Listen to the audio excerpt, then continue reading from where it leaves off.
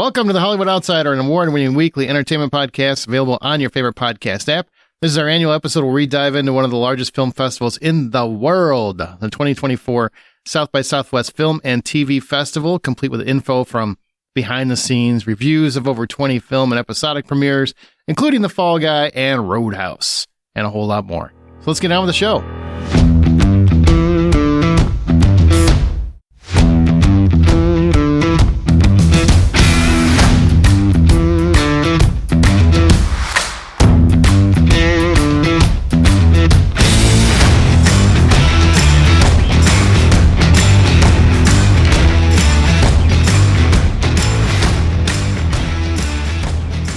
My name is Aaron Peterson, and also here's Amanda Sink. Hello, hello. Okay, for this very special episode, we are going to talk exclusively about the South by Southwest Film and TV Festival, or South by as it's more commonly known, what the festival is, how it works, and especially what movies or TV episodics we saw that you should keep an eye out for. And we got to mention, we're going to talk about, over 25 film and TV and panel events as we go through this episode. But please know there are hundreds. There are hundreds. There are so many opportunities and choices and genres and different unique experiences you can have at this festival. So South by Southwest is one of the largest festivals in the country, encompassing film, music, and even interactive media. Actually, the Sydney one, which actually just had its first year, also has games incorporated to it heavily, kind of like the Austin one used to have a bit more. But we're only going to be talking about the film festival portion, which showcases just about every type of film you can imagine. They really like to tap into all the genres. They also offer keynote speakers, special sessions, panels with various people from the industry, and they even have a trade show. So there's a lot to do. Yes, and just so you know, they had a lot of a large AI component this year, and that was interesting because it shows what filmmaking can do, what it can accomplish with filmmaking. But man, there were a lot of fans. Amanda, you weren't in Fall Guy, but there was a conversation about AI. There was a whole presentation on AI, and the fans were not thrilled about that component. So that was an interesting dynamic to hear all of this AI talk about what we can do, and fans going, "No, we want real stuff." So it was fascinating. It was fascinating. They had a heavy emphasis on technology overall, even in some of the panels. And also, thanks for reminding me I didn't get into the Fall Guy. You're welcome. Jeez, stab me in the heart while I'm bleeding. It was really nice seeing Emily Blunt and Ryan Gosling together. Oh, must be nice. She is a lovely woman. Very lovely. Just being Knuff out there. Hannah Waddingham was there. Oh, if he would have sang "I'm Just Ken." In fact, I thought about lying to you and telling you he did, just so you could picture not being there. Gosh, you're maniacal. You're welcome. All right, so let's get into it. How was South by for you this year? What do you think? South by was a little different this year. I don't know about you, but it felt like the vibe overall felt different. Like there weren't as many people partying on the streets of Austin as I feel like there usually are. I just feel like there's usually a bit more variation from day to day, and it felt like it wasn't anything bad. This isn't me saying anything bad. It was just different. It was just a different year for me. You've been going a lot longer than I have, though. Mm-hmm. That was like the biggest thing I noticed was just the people. The people were different. Yeah, I think this was my 10th, 11th, 12th. I don't even remember the number anymore, but I've been going a long time. So I'm very familiar with South by Southwest and Austin and how everything operates. I think the shuttles were a lot smoother this year than they were last year, but they also could be because now I have it kind of leveled out. Because last year I had some issues with how the shuttle system worked. This year I think they really leveled a lot of that out. It felt busier to me. I mean, I see what you're saying, like the dynamic was a little different in the city as a whole, but I felt like there were more people at all the things than usual. And it could have been because we're finally back at full mass after, the COVID. Yeah, maybe that. COVID years, which we covered those too. It was an all online event, but yeah, so it was a little different. It was a lot more crowded. I still enjoyed it. There's a lot of exciting things happening, and some great movies premiered. And I didn't get to see as many of the midnighters this year as I normally would have. for various reasons. A lot of it was just a matter of timing because, when you're trying to see things, schedules affect everything, as you know, from, not seeing Fall Guy. But ouch. So Midnighters typically this year were at the Alamo, which is a lot further away from the Violet Crown and the Paramount and the stateside theaters. And so it takes a lot longer to get there. Therefore, you got to plan ahead. And a lot of times the schedules don't match. So I couldn't see as many of those as I normally will. And I love Midnighters. Midnighters are typically for people that have never listened before. They're horror, they're more genre focused, supernatural, that sort of thing. There's always some kind of dark tinge to them, which I love. Yeah, those ones are usually a lot of fun if you can stay awake for them. If you can stay awake for them. Specifically me, yeah. I have new But problem. we also did less scootering this year, so that affected your mobility to get to the theaters faster and see more movies. I think I spent about $150 on scooters. Wasn't it ridiculous? Last year, yeah. It was fun though. Yeah, it was fun zipping around Austin though. That was a good time. Yeah. Oops. All right. Well, we're gonna talk about the movies we saw. A few very short clips from inside the festival itself. Some from Q&A and panels. Very short. We can't play obviously the whole things because that would be wrong. But we're gonna give you a taste of what it's like to be at South by Southwest because the idea is we want to encourage you to go. I firmly believe, and I have for many, many years, this is the best film festival in the world. I like Sundance. It doesn't compare in my mind. Cannes is great if you're into that. I'm not. So for people that have a real plethora, a smorgasbord of tastes, if you will, I like a lot of different things, and they always have a lot of things at this festival. Plus the panels, the keynote speakers, and all of that are just so varied and deep and energetic and interesting. There's whatever you want to see or do during the day and night, it's possible to do. That's why I love this festival.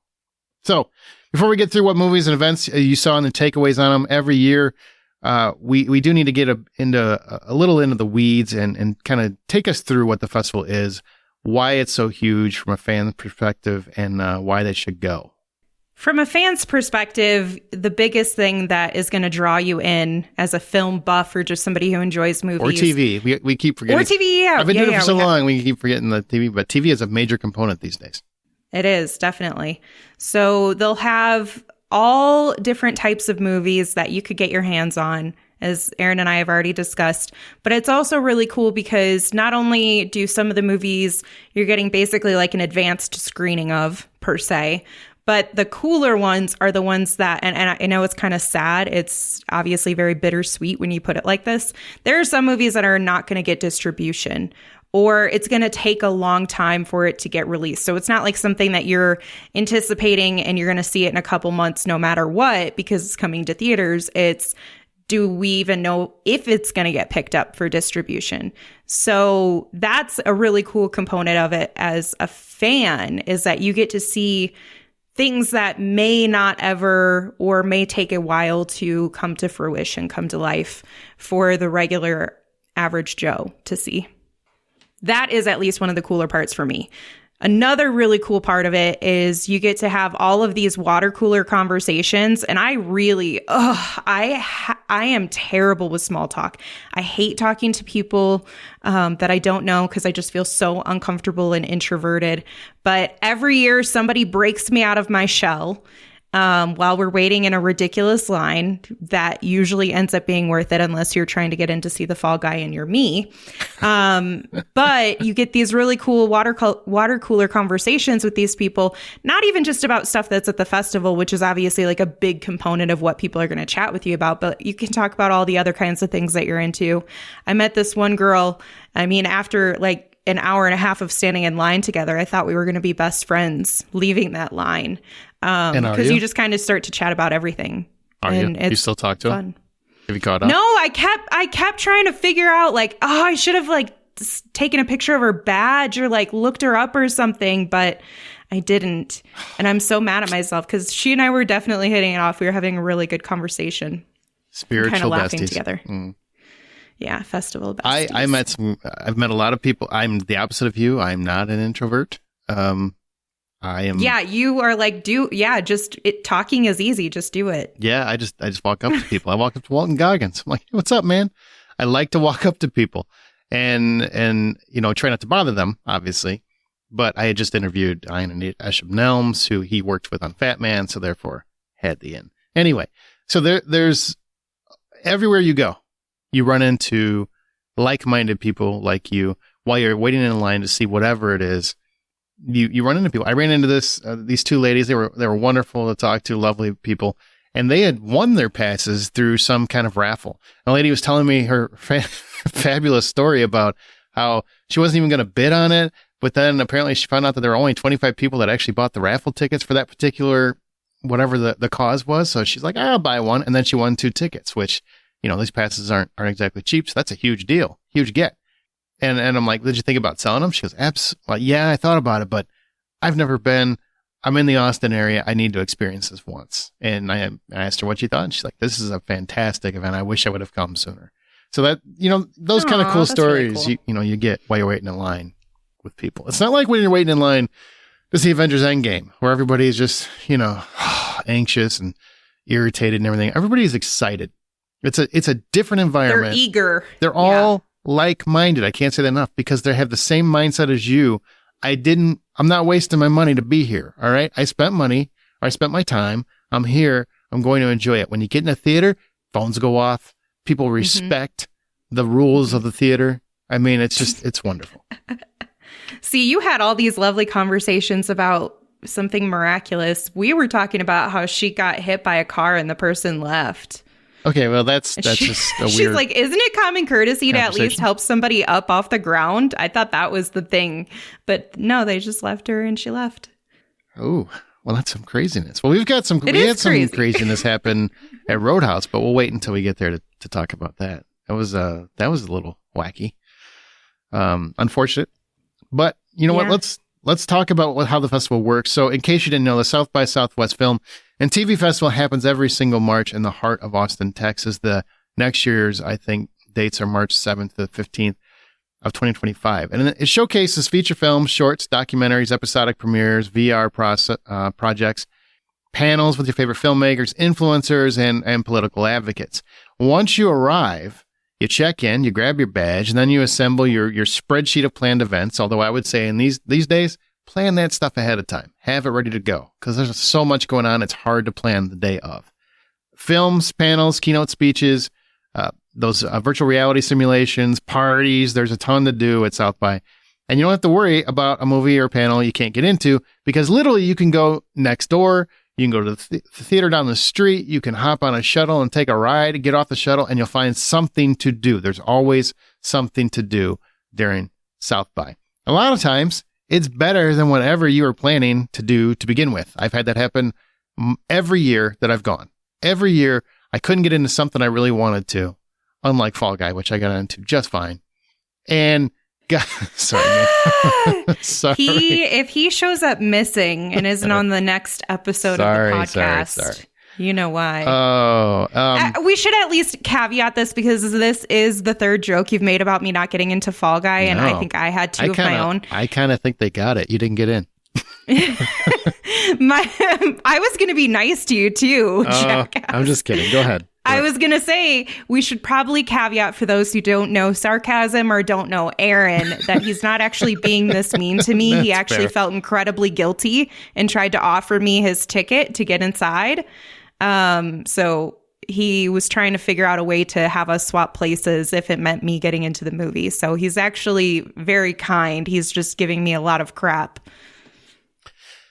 Just so you understand that scenario, I guess. There's a system at Context. South by. Context, yeah. It's called Express Passes, which means because there's so many things going and there's so many people, you can every day, the day before, whenever an event is, you can actually pull up that event and click on, I want to request an Express Pass. And if you have some, you can have, I think, 2 or 4, or it varies depending on who you are or what your badge is. You request it. And if they're all gone, they're all gone. If you get one, great.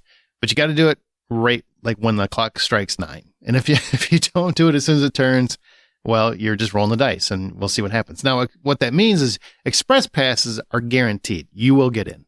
You get in. You have to be there at least 30 minutes before the movie or event starts. And as long as you're there by that time frame, you will get into the event. When we did it, Amanda did it right on time. For whatever reason, these things happen in the technical world. The app went to a bad gateway. She didn't get in. Very disappointed. I got it. So she was going to go wait in line. And unfortunately, apparently she would have had to wait like an hour sooner than she got. And she was there very early. That's how long some of these movies are. Like the line was long. I think you said like 6 blocks, 9 blocks. How long was the line? Something insane. Yeah. So she did not get in. She did. That's the context. But she did everything she was supposed to do. It just, sometimes that works out. Sometimes that happens where a movie is that in demand and you can't get in. But you got to keep in mind, the Paramount is like a 1,200 seat theater. So it's not small. It's a huge theater. And they always are going to have like a lot of the cast and crew coming to the screening also because it's a big premiere, right? Mm-hmm. Like they're going to have all those. So that takes away some of the seats, which is fine as it should. But you're just in an incredibly long line. And I will say, because you had asked me, you're like, did you cry? Like you were really worried about my feelings, which I think is very sweet. I appreciate if you just stop telling people about it. You don't like me dismantling your facade? Yeah, kind of. But I was okay with it. Like it sucked, and it obviously sucked standing in line, but I got to meet some cool people and talk to them and talk about other movies. And by the time I got there, I had already kind of exhausted all of my hope because it had been so many blocks of walking and me being like, there's no chance in hell. And I also realized how incredibly fortunate I have been for however many years that I've gone, that this is the first time this has happened to me. So I had to kind of take it with like still a little bit of like, it's fine. Because most people would have had an experience where they didn't get into something they really wanted to. I've gotten into quite literally everything I've wanted to get into with the exception of this movie. Which is why you deserve as much grief as I can give you. I've not gotten into but plenty damn of things. it, I was early, okay? I was like, I'm gonna wait in this incredibly long line. I just underestimated how long. You didn't underestimate. You can't tell. You can't tell until Yeah, it's hard to tell. You're in there. Yeah. But unfortunately, sometimes that's how it goes. But a lot of times, then you can go and find something else that you were, that happened to me. I wanted to see Omni Loop. I wanted to see Omni Loop. That was playing, and that line was still long. I couldn't get in. I couldn't get the express pass when I waited in line. I couldn't get in. It happens. It was quite the bummer. But what are you going to do? Well, so I have a question for you now that we kind of know a lot about the festival on like a high level. So we're obviously there for the film and TV portion, right? But we've already covered how there are a lot of different avenues that you can explore. If you weren't there for film and TV, what would you be most excited to be there for? Well, that's interesting. Whether it be a topic or just like even just a section like the music section or interactive or whatever. Well, I'm not a music guy, so I would. But if you are in the music festival is renowned as one of the best in the country as well, and that runs the week after the film and TV festival. So for 2 weeks, if you live in Austin, I'm sure you probably go on vacation because you still want to be there. Yeah. Airbnb, that's brilliant. Actually, just Airbnb your house. Right, but I love their technical panels that they have. They have a lot of technical like VR and like AI, things like that. Like they're always looking at what's coming in technology, not only just in filmmaking, but in general. They have a lot of keynotes from people of stature, whether you like them or not. Katie Couric, Meghan Markle, Selena Gomez, like they were all there this year, and a lot of other ones. I'm just referencing ones that one of us were at. There are a lot of. There's so much you can do.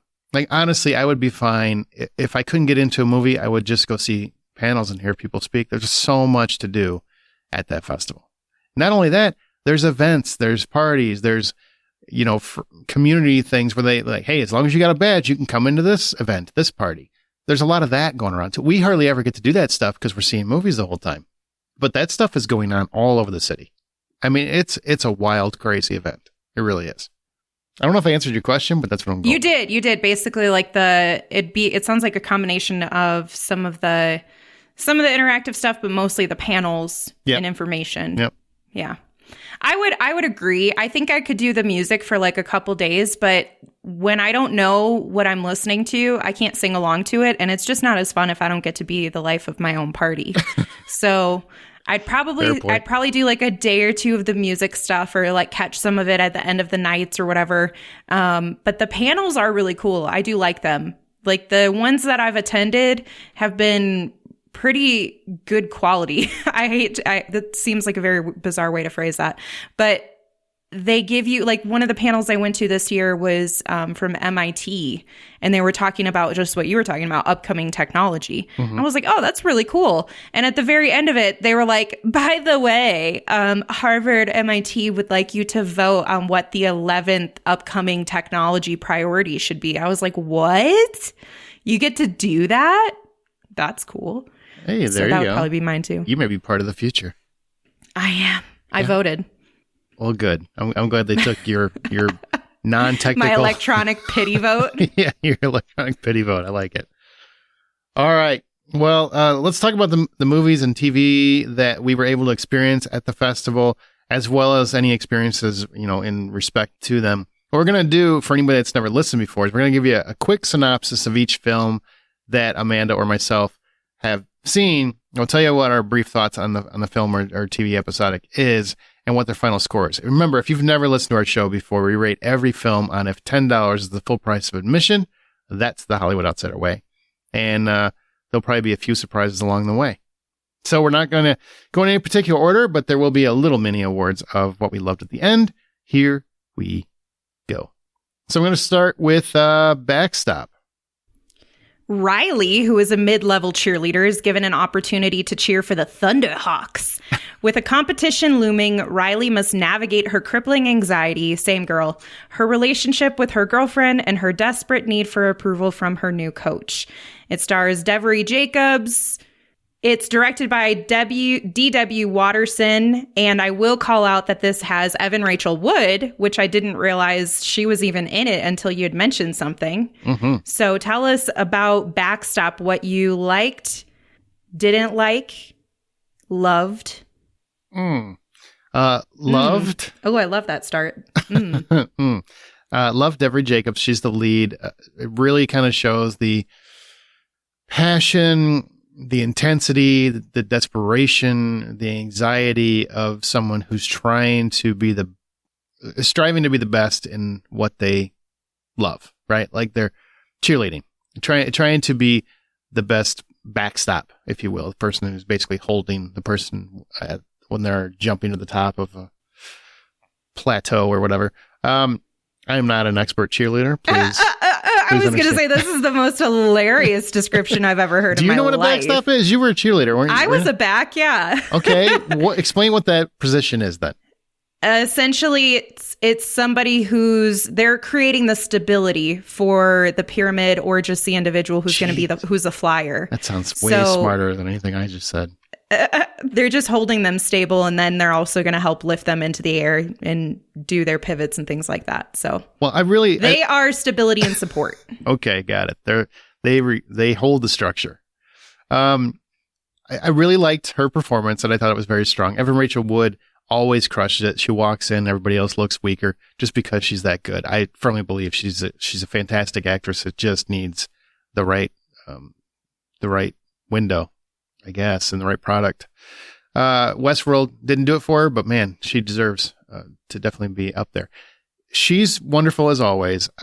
What I will say is D.W. Watterson has a lot of shaky cam, and it's almost like the camera is trying to replicate the intensity by the shaking. Oh, and that no. when the camera is holding more still and it's focused on the characters, when we're just focused on character work, I enjoyed the film immensely. But every time we get into some kind of action centerpiece, or I wouldn't really call it action, but doing the cheerleader, well, those are action. Yeah, it's really intense physical workouts. We're using more camera tricks than letting the actors do the speaking with their actual intensity. So it really kind of brought the film down a little bit for me. So $10 is full price admission. I give it $5.50. It's something that I enjoyed. I think it's worth a watch. And I think probably if you were in you were a cheerleader, if you were in that kind of competition, I think you'll probably enjoy it more. I really love how it ended. So it's got a strong ending. It's just really that some of the camera work really just bugged me. I feel that pain, though. That's one of my biggest camera work pet peeves is like unnecessary shaky cam. Yeah, and there's quite a bit of it, sadly. All right. We're going to go to a fun one because we actually made an attempt or a point to see a few less headliners and see some of the smaller films that weren't going to get enough love. But this one isn't one of them. This is Roadhouse. We're going to talk about Roadhouse. So this is directed by Doug Liman, and this adrenaline-fueled reimagining of the 80s cult classic. Ex-UFC fighter Dalton takes a job as a bouncer at a Florida Keys roadhouse. It's literally called Roadhouse this time. It's ridiculous. Only to discover that this paradise is not all that it seems. In other words, there's some mofos that want to bring this thing down for their own nefarious reasons. Stars Jake Gyllenhaal, Daniela Melchior, Billy Magnuson, he's your bad guy. Jessica Williams owns the bar. I love her. I wish she was in the movie a little bit more than she is. And of course, we have, making his acting debut, the great UFC fighter and ridiculous character himself, Conor McGregor. Woo! Are you a fan? Were you a fan before you walked into this? He's probably one of the few ones that I've actually made an effort to watch. So let me ask you this. Does that say anything? Yeah, it does. When you walked out, were you a bigger fan or a lesser fan? I was definitely a bigger fan. He has a ton of charisma. He knows how to steal the scene and the show, both in movies and in real life, including the Q&A panel. He just kept taking the microphone from everybody. He was like, I got this, man. Like, you could tell he was hyped, and I loved his energy.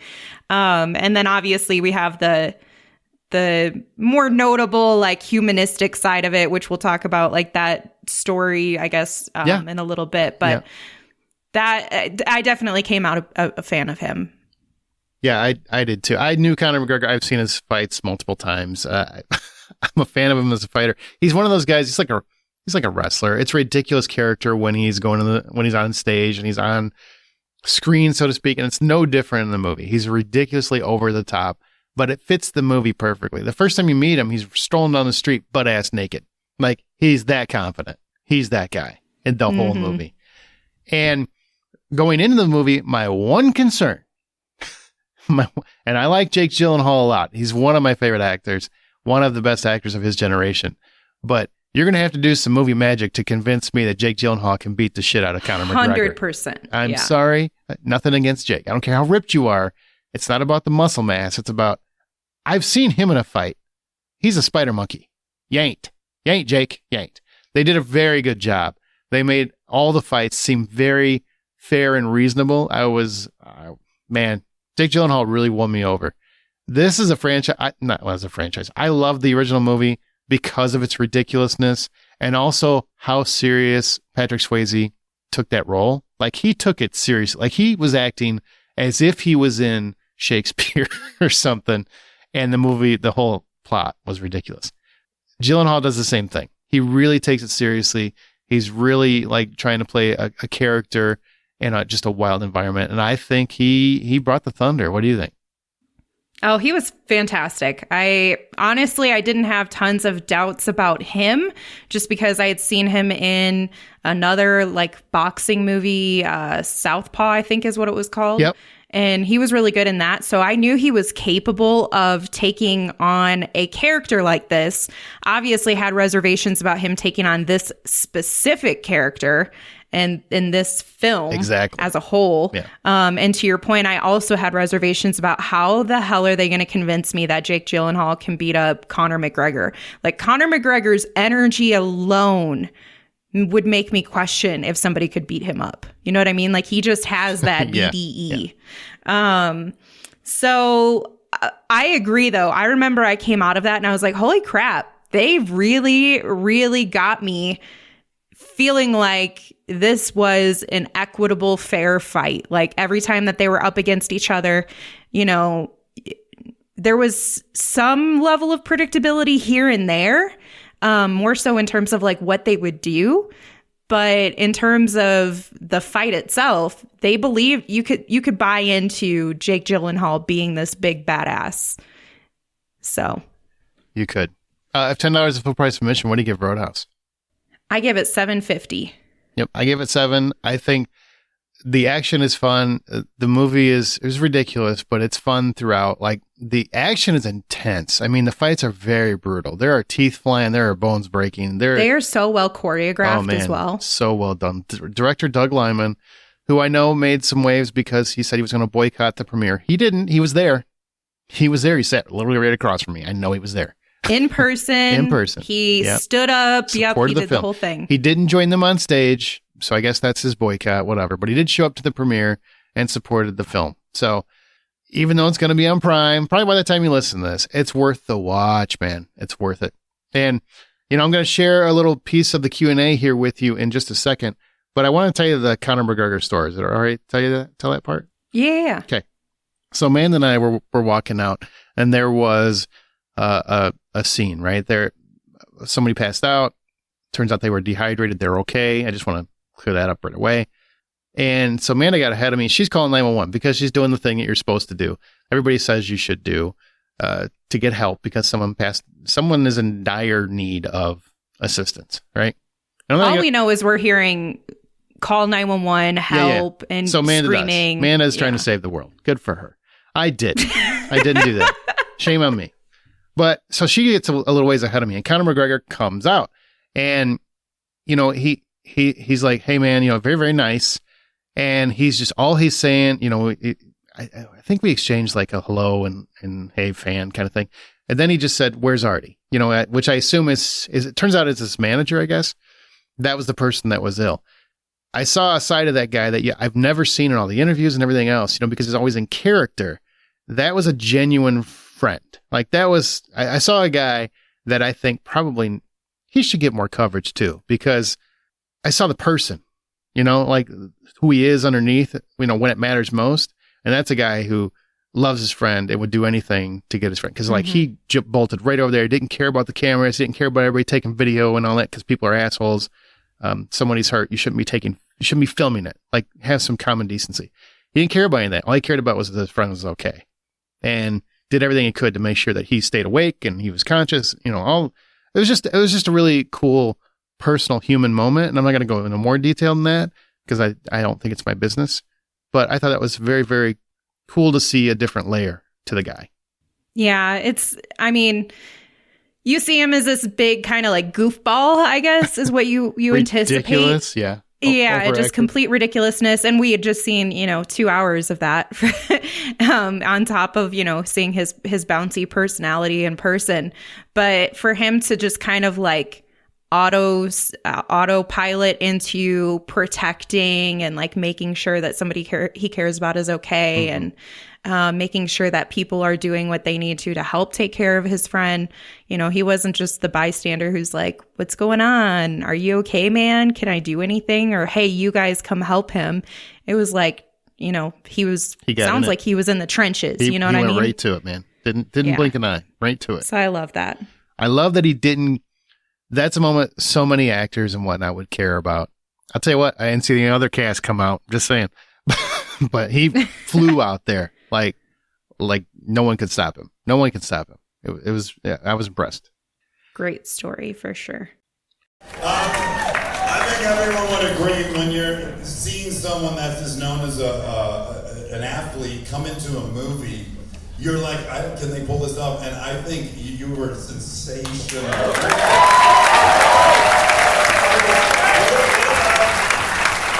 about the process? You're used to hard work, but what about the process of making a movie kind of shocked you? Yeah, it's very hard work for sure. All the characters, and when I saw them come to life on the screen, I thought to myself as I was watching the movie, I'm gonna fuck this up. I'm gonna ruin it with no actor. But what I do know looking at that with the crowd, I have a lot more to give. I feel I have a lot more. Let's see, but hope you all enjoyed the movie. Jake, thank you so much. One last question for you, Jake. Who was your favorite movie tough guy growing up? Who were you channeling? Who was the guy for you? Well, I think I'd be remiss if I didn't bring Mr. Swayze back in the mix. Because, you know, for me, like as a kid, though it wasn't at first Roadhouse, it was Point Break. And subsequently, my sister took me to see Dirty Dancing like 4 times. So even though, I mean, he was even a tough guy in that.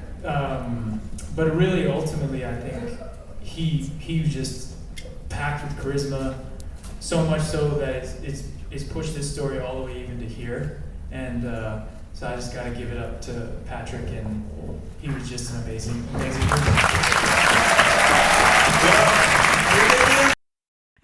That his friend is okay also. We did he is mention okay. that, but just to reiterate, his friend is okay. His friend was fine. So another film that you saw, which you talked about this one quite a bit, and it's called Magpie. Mm-hmm. And it's directed by Sam Yates, and it's got Daisy Ridley in it. She is one of the stars. When Ben and Annette's daughter is cast in a film alongside glamorous movie star Alicia, Ben is quickly drawn into Alicia's world. Annette is left at home with the baby, pushed to her emotional limits and psychologically on the brink. Annette being Daisy Ridley's character, right? Yep. Yeah. So tell us about this one, because you talked to me, about this one quite a few times and seemed to really enjoy it. Yeah, I really dug this one. I really did. I thought it was it's very Hitchcockian. I hate to use that term, but it's right up my alley. It's straight up my alley. And what's funny is I understood what was going on pretty early on. It wasn't like at the end going, "Oh my God." You could be, because I mean, I think it's gonna take some people by surprise, but I got what was going on. But it was just really kind of just cool how it played out. I mean, you basically have Daisy Ridley's character is, she's just tired of always being the at-home mom. She basically gave up her career to be a mom. Not that she's against it. Meanwhile, her daughter's cast in this role, and her husband keeps taking her to set, and she starts to think he's falling for this lead actress in the role, because they've had several conversations. They have pancakes together when she doesn't allow her daughter to have pancakes except on the weekend. It's a special thing, so and it rides the line of, is she over the line, or is she justified in her being upset? I mean, they're married, and this guy is basically, theoretically, could be pining for this other woman. So who's in the right? Who's in the wrong? And it's really playing on that. And then it just it just spirals out of control, or does it? It becomes it's a very captivating thriller that is straight up my wheelhouse. Because they talk about her being psychologically on the brink, and maybe you're able to say this and maybe you're not, but do they make it, like, is the focus on what is reality and what is extremism from her perspective? Like, is she being crazy and we never really know? Or do we have we know. We have solid concrete. We know that everything that we're experiencing on the screen actually happened. It's just her reaction to these things. By the end of the movie, what's real and what's not. Okay. There is some playing with it as you go, and it's done well though. So it's just, they're playing with, how it unfolds. I don't want to say too much. It's really one of those things where you might be surprised, and I don't want to take any surprise away. That's fair. Okay. So if $10 is the full price of admission, I give Magpie a $6.50, just because I do think it's a little predictable. But man, it's a fun thriller. I think you guys are going to like it. Okay. Yep. Now we're going to move to Azrael, or Azrael, however you want to say it. You can say it however you want, because I don't say a damn thing in the entire movie. All right. Well, many years following the apocalypse, a devout cult of mute zealots hunts down a young woman who has escaped her imprisonment. And it stars Samara Weaving, and that's all you need to know, because she is a scream queen who was there, and a lovely woman in person, by the way. She's very funny. Now, I want to preface once again that she does not speak. No one speaks in this movie. Take that back. There's one person who has two lines of 5 words. There's hardly any speaking in the entire movie. There's one. And there's no English. There's no English at all. But it's written by Simon Barrett, who wrote The Guest, which is one of my favorite South by movies, actually. So what did you think about Azrael and this whole concept, especially the idea of never hearing people talk throughout the movie, and not in a Quiet Place way, although there's a little of that, I guess. Yeah, I was going to say, I think the biggest thing that this movie is going to potentially struggle from is the fact that we had Bird Box, we had A Quiet Place 2, and are people going to feel like this is just another use of that? Like, is it turning into a cliche? I think is the only thing I worry about because of the timing. However, when you watch the movie, it is so much fun, to watch Samara Weaving do her thing. And you said she's a scream queen. Yeah, she is, but she literally doesn't get to scream out loud. So True. She is That's funny. It is. And she is an incredible actress for her and the entire cast, if I'm being perfectly honest, to be able to carry an entire film without exchanging any dialogues, to be able to rely on the body language, the conversation that's happening between the two people without them using their mouth. You know what I mean? That is very impressive for a movie to pull off. No less when there's like a horror film and you're trying to not zone in on every single sound that's around you like A Quiet Place, but just not having that dialogue, a first-time filmmaker, someone who's not as experienced or something like that, doesn't have the full vision, may not be able to properly execute. I think that director E.L. Katz did a great job because I was entranced in this the entire time. I will say I was like one of those, is this going to turn into an A24 kind of like weird The Witch type of movie or whatever? It certainly has some of those common A24 elements and themes, but I think it's done in a very indie horror type of way that makes it so enjoyable. Like I had fun, and there are some crazy scenes. Some crazy things that happen. The violence is wild. It keeps getting amped up, and it builds to a like, wait, what kind of ending? So you will be thinking about it when you walk out going, wait, what? What is happening? So it is crazy. And also when you think about how low of a budget it had too, that always makes me more impressed with films when I understand, what they were working with and what they produced, because it is a well-made movie on top of it all. Yeah, it's very intense, very intense. So $10 full price admission. What did you give Azrael? I gave that one $6. Yep, I gave it $6 too. I think it's. Oh, look at this! Hey, look at that! I think it's worth the watch, and it's entertaining. I think it would have been better with dialogue, but it would have been a little bit of a different movie. It would have been completely different. It would have been. I don't know. I think it would have been more like a thriller. I think it would have turned out to be more like a thriller if they could exchange dialogue. This made it more of like. I don't know. I don't want to say like it's not campy, but no, it's not. But it is a little B movie-ish. Yeah. But Samara Weaving, she is the real deal. Like she crushes it. Oh my gosh, she crushes it. You feel every ounce of ow with her entire plight. Like she just gets her ass handed to her, but she keeps fighting no matter what. Keeps fighting. Love it. All right, next one is Hunting Days. And this one, Nina is a young, tempestuous woman, and she's taken in by a group of hunters in a remote cabin. And in the midst of this tough yet endearing male micro-society, she finally feels like she belongs. And then a mysterious stranger arrives and disrupts their newfound haven, and things just go sideways. Now, you told me a lot of what happens in this, so I know there's a lot you can't talk about what happens in this. So what did you think about Hunting Days? So first of all, I love that the description includes a tempestuous woman. I can't even say that word correctly. Tempestuous. Yeah, that word. The most simplistic way that I can say what this movie is about is there's a woman who is in need of assistance. She calls a friend while she's with one of her pimp's guys, and some things start to go down. This is like the first 2 minutes of the movie. She decides, screw this. You're not going to talk to me, touch me, look at me any type of way that I'm not okay with. So I'm out. You can tell the pimp that, which is obviously a big deal whenever, a sex worker is leaving the industry. Ooh, pimps ain't happy. Nope. But she doesn't care. But that leaves her kind of stranded. And this friend acquaintance that she has, you know, she tries to use her seductiveness on him. And she had just done a party for him and his friends like the weekend before or whatever. So she's like, hey, you're going to be at this bachelor party like in the woods or whatever. You know, maybe I can hang out with you for the weekend because the bus station is closed. And so she's got to wait. Well, we'll see. You know, I'll take you. Yeah.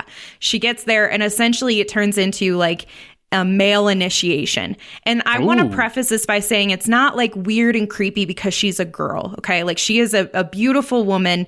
And of course, you know, you can tell that they notice that, but they don't disrespect her. And that's something like there was probably only one time where someone tried and all of the guys were like, hey, no. Like just because you're drinking doesn't mean you make a move type thing. So get that out of the way. Okay, I like this. I respect this. It really is very much like, is she one of the guys? Can she be one of the guys, do what the guys are doing for the weekend, right? Like this guy is about to get married. He wants to be out partying with his wolf pack, essentially. And they very much treat themselves like a pack. You know, if you're part of it, we'll protect you to the end of your days, right? But if you're not part of it, or if you ever decide to leave it, you can't. I mean, that's not part of the rules. That's how the wolf pack works. Yeah. So as they start to go on this journey of this, you know, fun weekend and they're doing all these things, this other stranger gets, you know, pulled into the ropes and brought here. And that's when everything goes super haywire. It's very, you know, it gets violent. It's aggressive. You know, there's times where it's trying to mess with your mind a little bit. Like, you know, these people are doing drugs and drinking on the weekend. So you're not entirely sure as an audience member. Yeah. What? You're not entirely sure at the get-go, you know, if some things were a hallucination, if some things were done by these people while they were on drugs, if there's something out there or someone out there. So you really don't know what's going on until the very end. And it just has a couple really good twists and turns. So it's a fun movie for anybody who is really drawn to or has experienced, you know, being a woman, where you fit more in with guys. Like you can easily fit in with guys, or you're like, you love to hang out and do all the guy things. And you can prove yourself. Half the time you could probably do it better than the men. Mm-hmm. And so it kind of follows that, but then it turns into a horror. And it's a nice blend. I liked it a lot. So if $10 full price for admission, what do you give that one? I'm giving it $6.50. I should also caveat and note for you guys, part of it is spoken in French and part of it is not. But majority of you're going to have to read a lot of subtitles. And it's Hunting Daze, D-A-Z-E. D-A-Z-E. Yes. Because, you know, it's a play on words. Now, I didn't see the movie, but because of the way Amanda described it, I really wanted to. So that's one I definitely want to see. Yeah, I think it's a good one to watch. And the main actress, and I apologize for slaughtering your name, Naima Ritchie, she is incredible. She is so fun to watch. And like every second, I'm like, man, this tiny little girl, she can hang with the guys better than the guys. You know what I mean? I loved her. I really want to see that. Yeah. So then we have Switch Up. And Switch Up is one of the nation's top talk show hosts finds himself stranded at a homeless shelter where he meets a young widow. He falls in love and realizes the path to happiness lies in helping others. Oh, that sounds so sweet. Tell us a bit about Switch Up. Okay. This is directed by Tara Pernia, and it's definitely aiming for like a family-friendly comedy. I have a cold. I'm sorry if I sound a little nasally. It's an amiable movie. And I hate to use that term because it makes it sound like it's not good. It's not bad.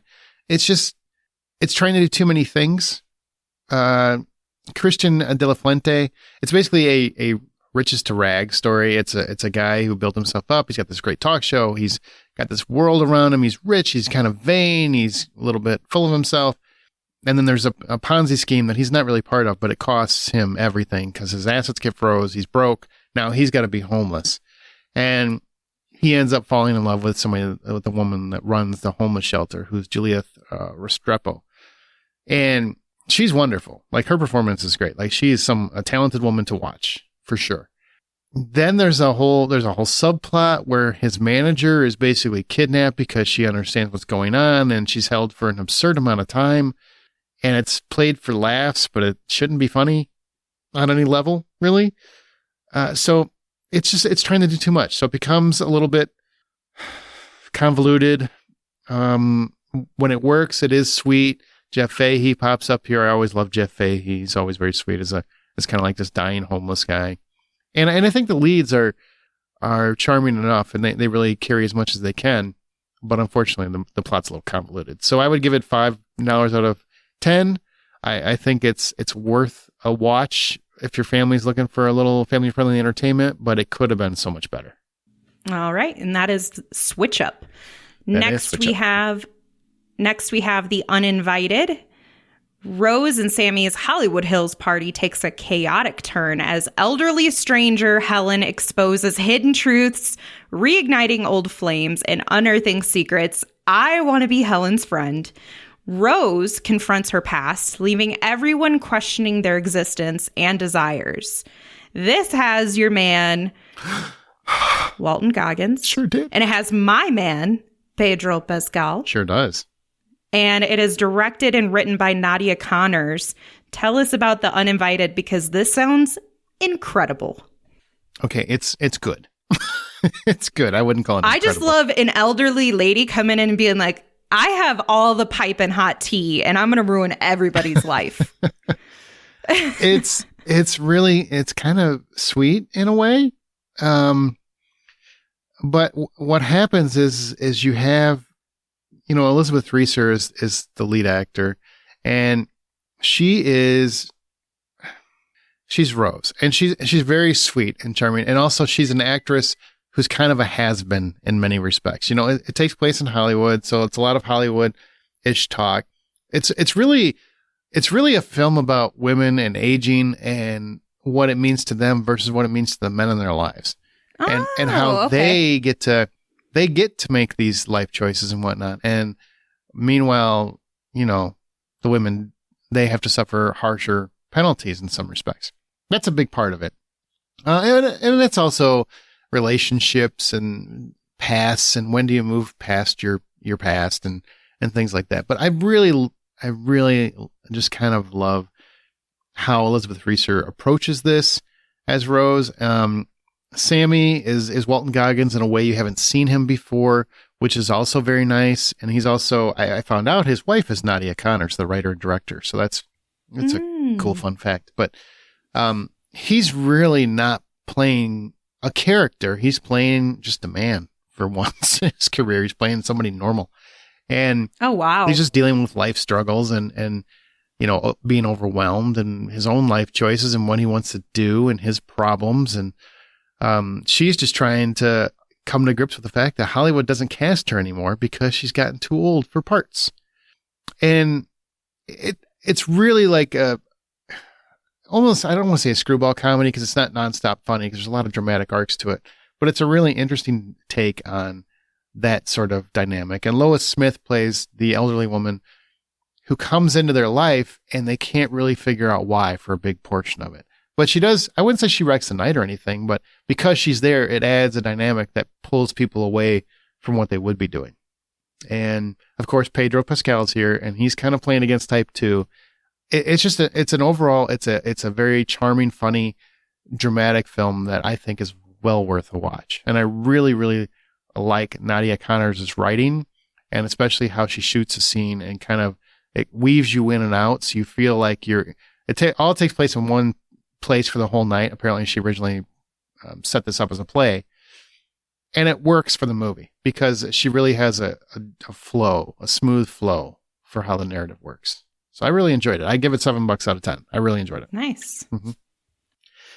And Walton Goggins, of course, was wonderful. It's what he does. He can't help it. Guy can't help it. Guy can't help it. All right. So you saw The Hobby, which was directed by Simon Ennis. It's a documentary. Are games the meaning of life? The Hobby is a funny, affectionate, character-driven portrait of the massive subculture of modern board games, featuring a fascinating and diverse group of subjects who find deep meaning in meaningless pursuits, quote-unquote meaningless. what is the hobby? Is it really, I mean, it sounds like something up your alley, but did you like it as much as it sounds? Yeah. So the hobby is a documentary strictly about board games. This isn't like diving into like video games or any sort of variations. Is this like Dungeons and Dragons kind of thing, or nope, not even that. Not even like role playing games. Just like straight up, like Catan, Monopoly. Gotcha. But the more unique and involving, more immersive. Yeah, like individually created type games that are popular for people nowadays, but it also, follows and treks back a little bit of the history for board games. And it eventually ends up moving into the competition for the World Series of Board Games Tournament. I don't think that's the right name, but it's close enough. You'll figure it out. And so you're kind of following these different people and their pathways that lead up to this event, and you find out that that these people all have different reasons for pursuing this hobby of playing board games, and they're also all like very extremely involved. Like this is a core piece of their life, is being involved in the game world in some capacity. And so it's very sweet and touching and endearing. There are games in here that they mentioned that I've never even heard of, which was kind of cool because I'm like, hey, I need to go play those games.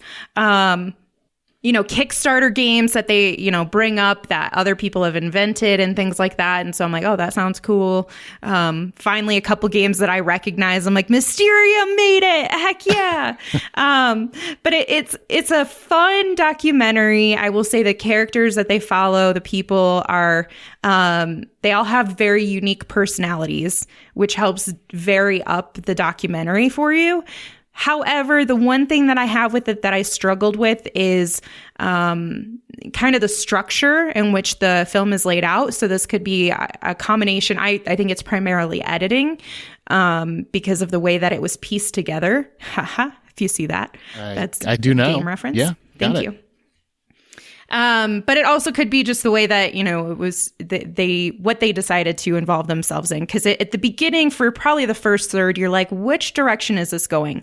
Are we focusing more on like a family or two and how they got into gaming? Are we looking at the history of gaming? It kind of blends together in that first third. Figures itself out, by the second act, if you will. And by the third, we're having a good time. We're now invested in these characters. So overall, a solid documentary. I don't think I came away with too much new information, but I did learn about a couple of games that I'm excited to try out. So, what was your score again? For this one, I give it $5. Okay. All right, our next one's not a bad score. 5 is average. No, yeah, it's entertaining, right? It's enough for an afternoon matinee. Next one's Arcadian. And just, Nicolas Cage stated that he might be retiring soon. 3 or 4 movies, he says he thinks.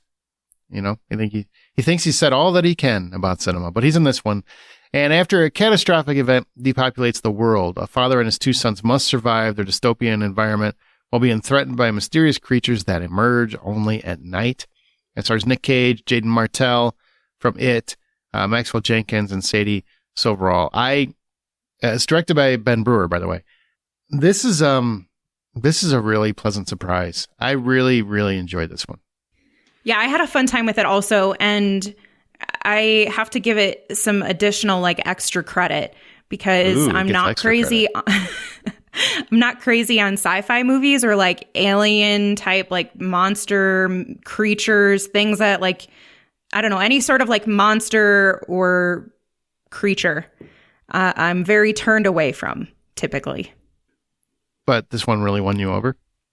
Yeah, by the end of it, I was like, honestly, not even by the end. I really enjoyed it. I struggled for the first like 30 seconds of the film with the shaky cam because we're in like an action sequence. So we come back to that filmmaking style. It felt like it got more immersive after that.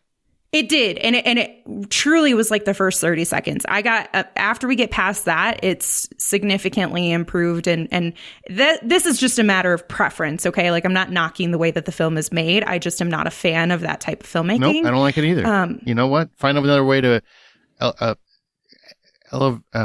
accentuate intensity. There's other ways to do it. Yeah.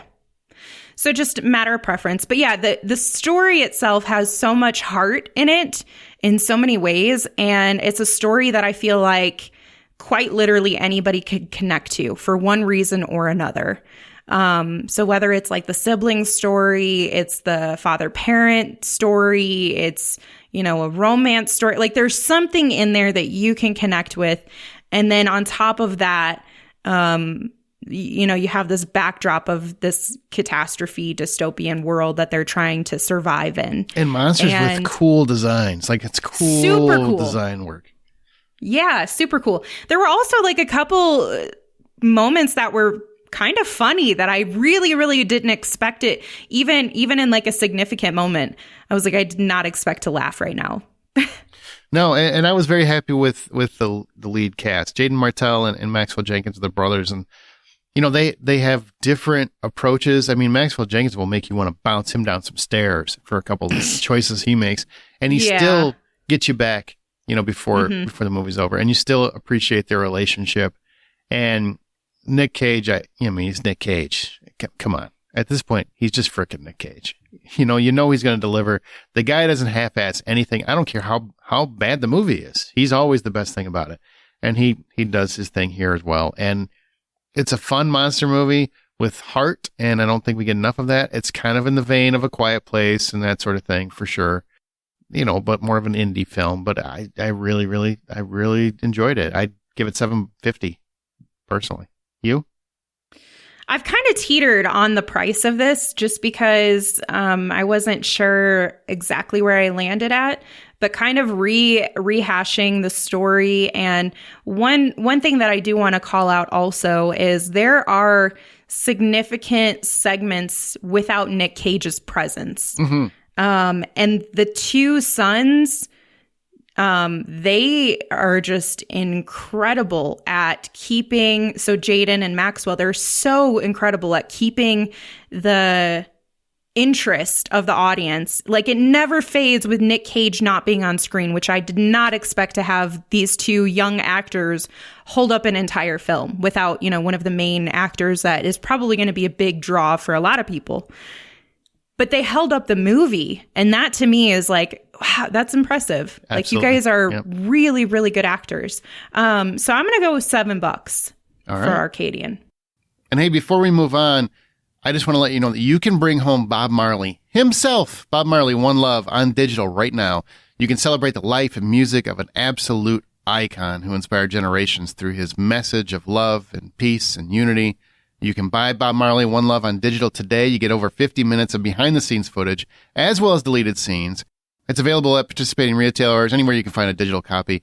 Rated PG-13 from Paramount, and we're going to give away a few of these because we want to spread the love, if you will. So if you want to enter the contest to win a digital copy of Bob Marley, One Love, you can do so.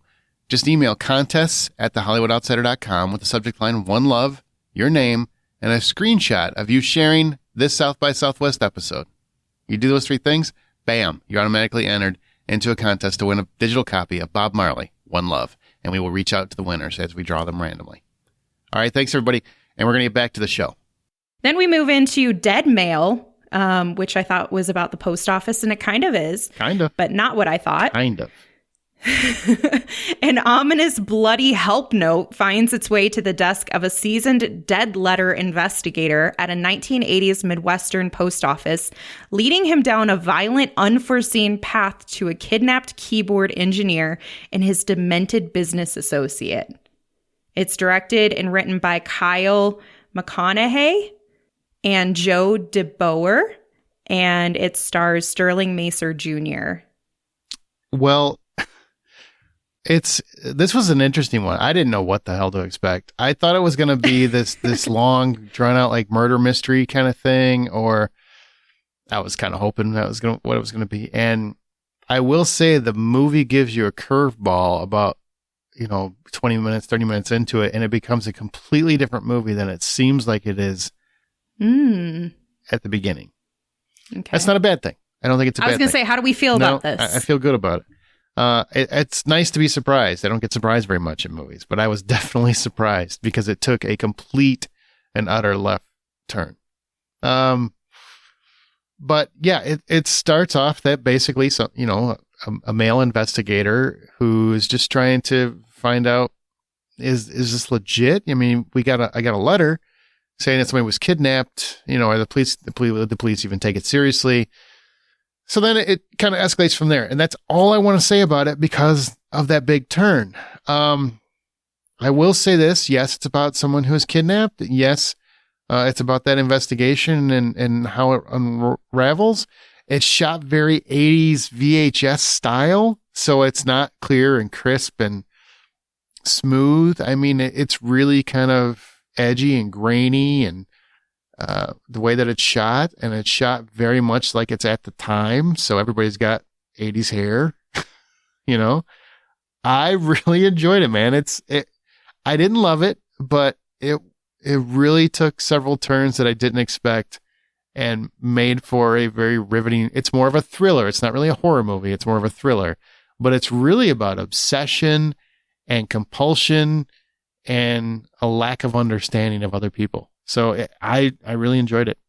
Although I really liked where it was going to begin with too. That could have been a cool movie on its own. If the full price were $10, what are you giving Dead Mail? I give Dead Mail $6. I would give it more, but I really liked where it was going to begin with, and it ended up being a kind of different movie. Still liked it. Just didn't love it, where I was loving it for a while. That makes sense. Yeah. So next up we have Family, which didn't you see a movie with a similar title about family? Oh yeah, I'm on the movie poster for That's Family. what I thought. Yeah. That's crazy. Different family. What a small world. Not getting the same rave review. Tell you that. So this was directed and written by Benjamin Finkel.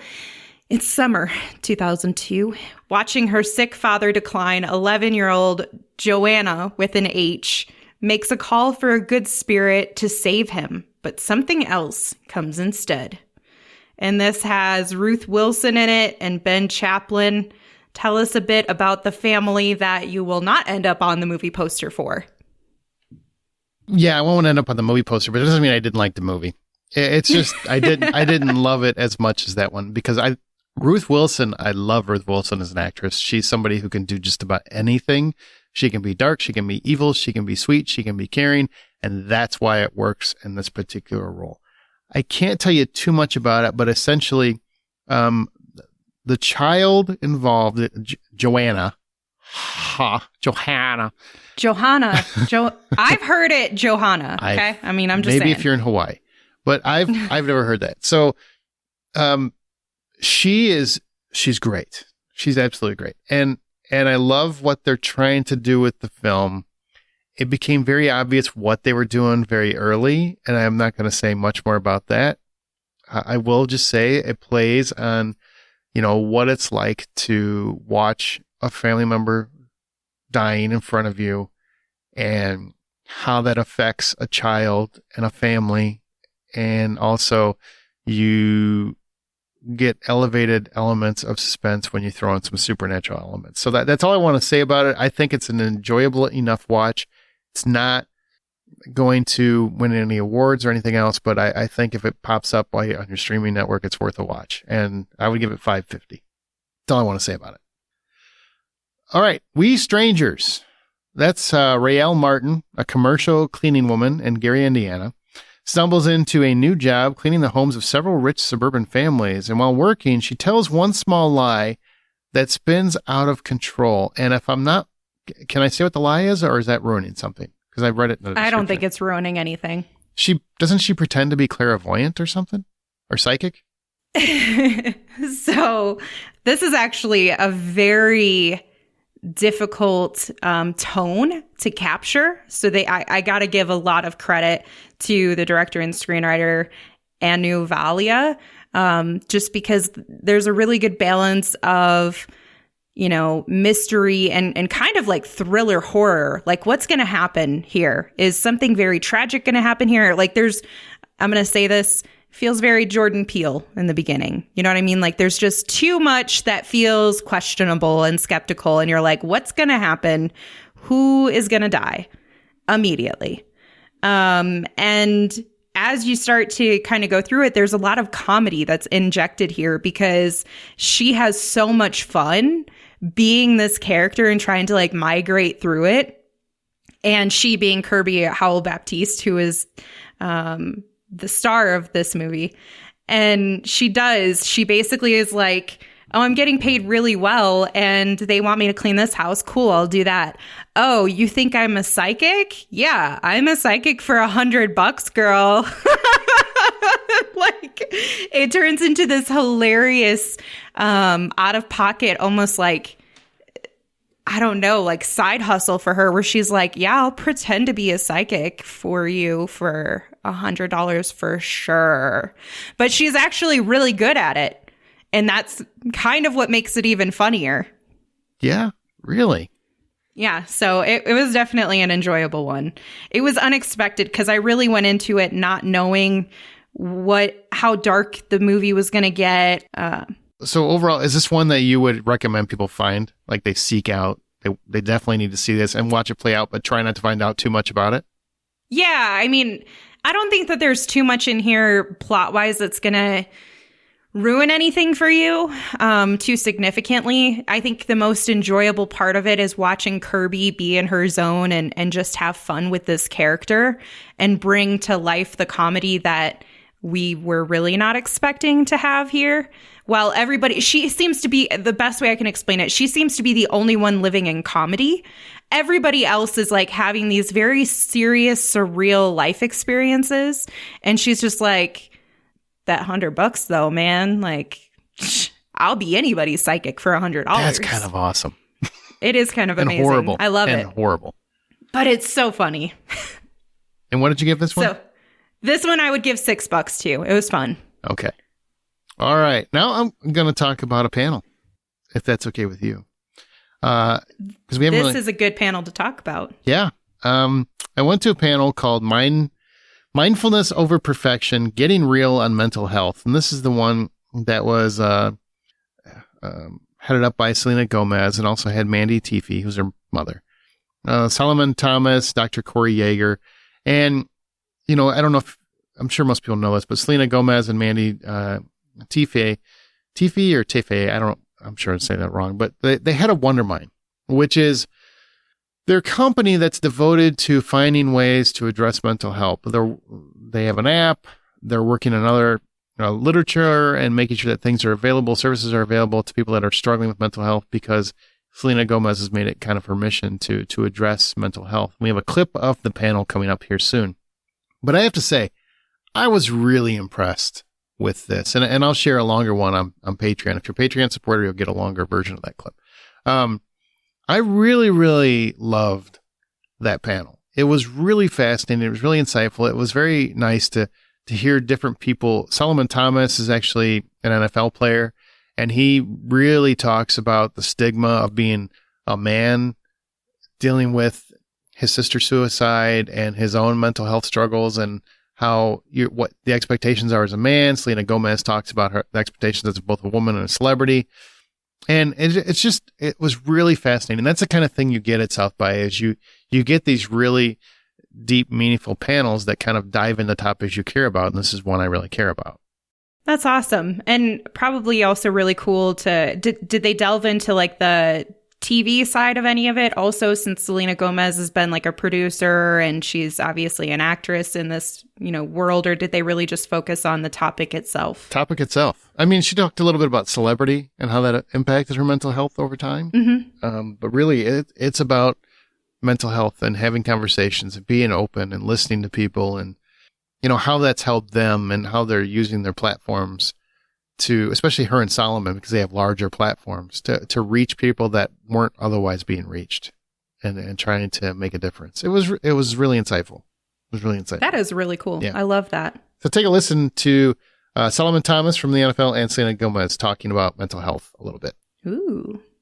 I learned this at a conference where I was speaking at during the season. One of the professionals say, like a lot of the time we're listening to people, we say, hey, I understand your pain. Hey, I feel your pain.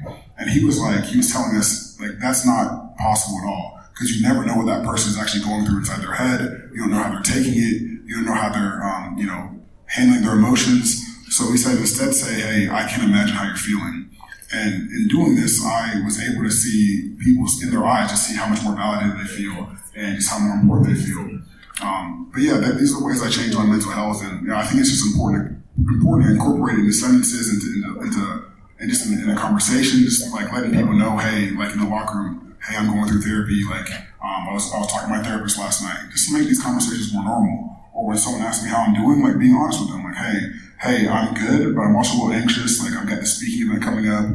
There's 1,700 people in here, so I'm a little nervous. But just making sure people understand that, hey, like these are all normal things to talk about, and the more we can make it normal conversation, the more people can be vulnerable, and we can open up these small safe places that might save somebody's life. You never really know.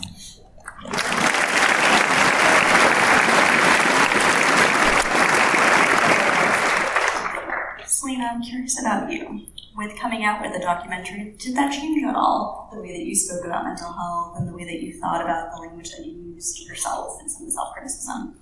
Yeah, we shot the documentary 6 years, and makes me sick to hear the things that I was saying about myself in the beginning.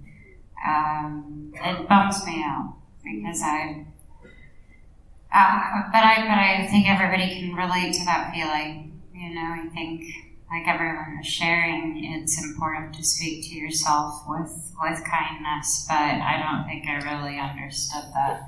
It's funny because all the things I was bitching about then I'm grateful for now, so it's really ironic, but I think it has taught me a lot about myself and it's weird being able to see myself so long ago saying those things that I would never say to myself now. So, weird. Yeah. And that perspective, too, is really fascinating to be able to look back and for all of us to see how the way that we think about ourselves and our experiences changes. And maybe we're grateful for things now that we weren't back then. And sometimes that can be pretty cool. Okay, now we're back to the in-between. Amanda saw this one. Following her brother's death, filmmaker Roby Flores returns home to the Texas-Mexico border, and dancing playfully between personal and collective coming-of-age experiences, Roby rediscovers the possibilities of joy in the aftermath of grief. Now, I know how you feel about this one, so feel free to explain. Okay, so sandwich method. I love the thought and intention behind this, the entire purpose of this documentary, right? It's this woman who feels like she's starting to lose the memories of her deceased brother. And, he was a filmmaker. They were always going to make movies together. So she wants to go back to, her home area and try to rekindle some of that, try to take us through that and see what she can experience. The struggle that this film has is one of both screenplay per se and also of production. So production-wise, this was definitely made on more of a hand cam type of piece of equipment. Low budget, sure. Very low budget, which is totally fine because, again, back to intention, she's kind of following in her brother's footsteps, if you will, but also trying to be alongside them and, simultaneously also trying to remember him and get those memories back. But for a film festival of this latitude, I was surprised you mean to magnitude? see this magnitude. What did I say? Latitude. When I said that, I was like, I don't think that's the word I'm looking for. Definitely not. Is it longitude? No. And then I was like, no, Yes. this is all geography. Well, if you're trying to explain exactly where the festival is, then yeah. Then maybe. Yeah. Of this magnitude. Oh my gosh. It surprised me. It's not a badly made documentary, but it felt like a long stitch of personal video recordings with a voiceover.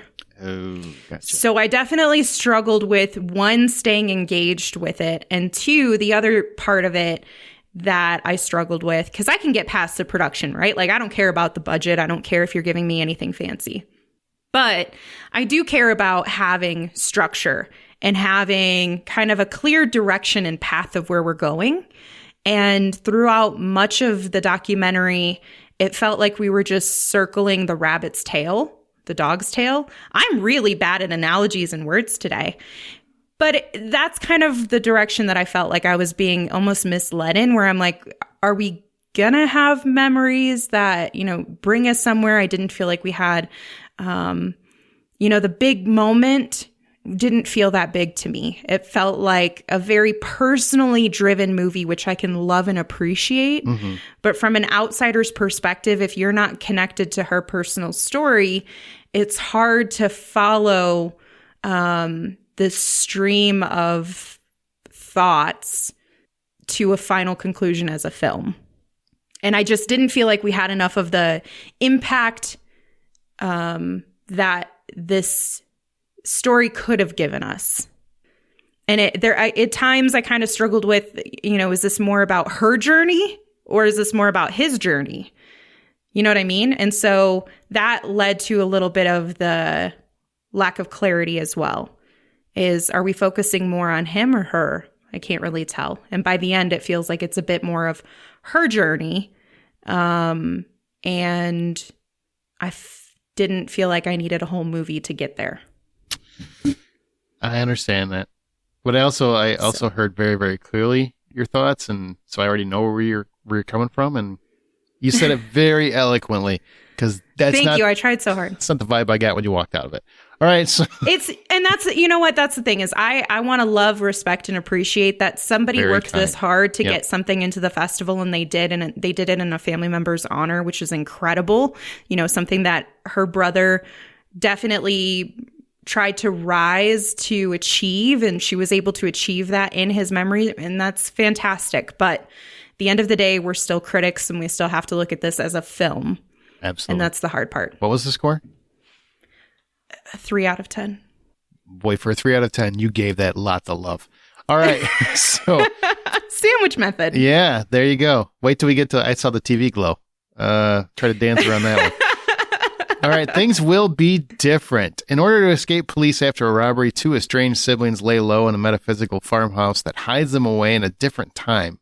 There they reckon with a mysterious force that pushes their familiar bonds to unnatural breaking points. Stars Adam David Thompson and Riley Dandy. It's really those two. It's brother and sister. And it's directed by Michael Felker. I gotta say, this is a really cool concept. So this is basically a low-budget sci-fi film where they got away with a ton of cash, right? And so they're trying to get away from the cops. They know about this particular location where if they go in, they do a few certain steps. I'm not going to give them away. It transports you to a different time. And then they need to go in there and do a few more steps, and they'll come right back to where they were, but the cops will be gone. So it'll be a little further along. Unfortunately, a complication arises that I won't get into, but it basically forces them to kind of come at each other. And then it becomes a very family-focused, stressful dynamic as they're trying to figure out how do we just get home. Time travel is fun because the rules are, different for every damn movie, and nobody can argue that the rules are wrong because as long as you stick to the rules, they work. I think this film sticks to what it's trying to do and also makes a really interesting family dynamic kind of thriller out of it. What did you think about Things Will Be Different? Yeah, I pretty much echo those sentiments. I think the sibling relationship definitely elevates this movie.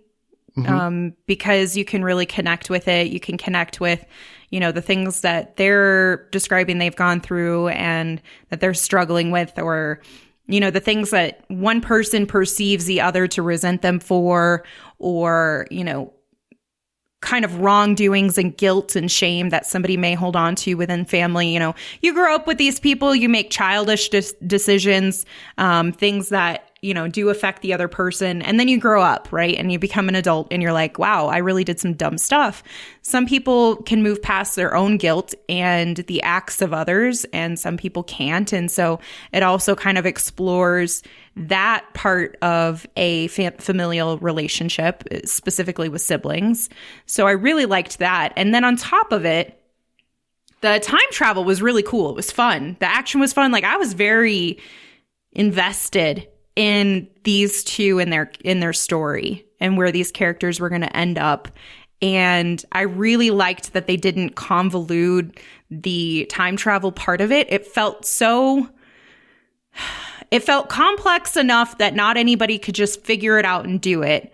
But it also felt easy enough that I didn't feel perplexed by all of the information that was, being put into my brain, which is one of the things I really struggle with time travel movies, is when you try to overcomplicate it to make it seem very sciencey. Sure. I'm like, this is not astrophysics. I'm not going to compute your mathematical equation here. No, because nobody's checking your math. Just make sure your math adds up in your movie. Exactly. Make your rules, follow your rules. That's all you got to do. That's literally it. Yeah. Yeah. Mm-hmm. I had a good time with it. I really liked Riley Dandy. She's the sister of this. She was great. Equation. She was great. Like, she deserves to be in some more things. I really 100% dug her as Sydney. So, what do you give this one? $10 full price of admission. Things will be different. $6.50. Me too. Right online. Look at us go. Look at us go. Go team. All right, now let's talk about this. You went to a panel. So you get a panel now. I did. Breaking Barriers, Shaping Narratives, How Women Lead on and Off the Screen. And we got a little clip from that too. But first, how was this panel? It's about women's representation in media. I don't want to mansplain it, so why don't you tell me how it was? So what they're trying to talk about is the way women are represented, perceived in media, specifically for women of color and mothers.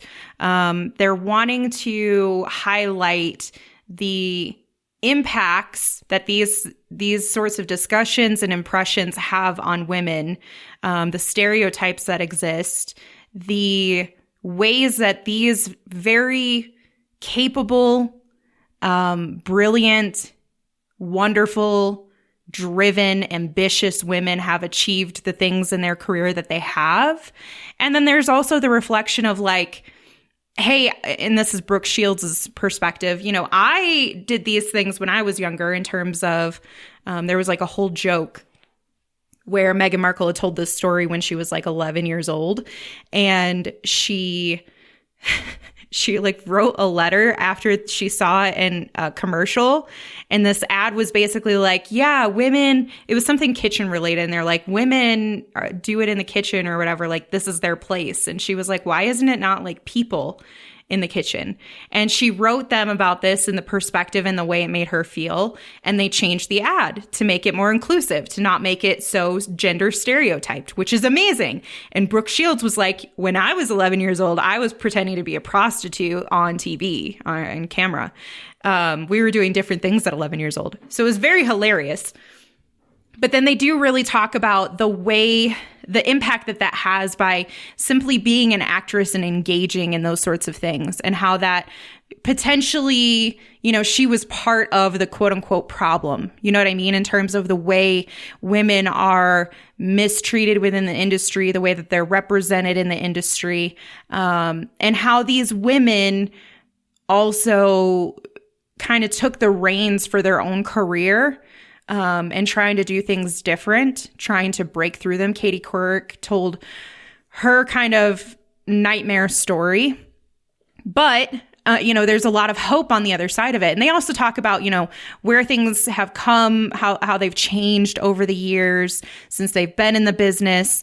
Meghan Markle, obviously, she has her perspective specifically as a mother and the implications that, she really focuses on that, as well as the perspective from her organization that she's representing there. And so there was a nice blend of perspectives from these women leaders. We had like the psychological component from Dr. Nancy Wang Yen, and she was really talking about just the societal mentality that exists and the things that are part of us advancing forward, where she predicts we're moving towards as a society with women's rights and things like this, all happened on International Women's Day. So it was a really, really cool day, to begin with. Everybody's got like their superhero stuff on and wearing women's colors and all that stuff. And then to just have these insanely wonderful and talented women speak out and share their experiences.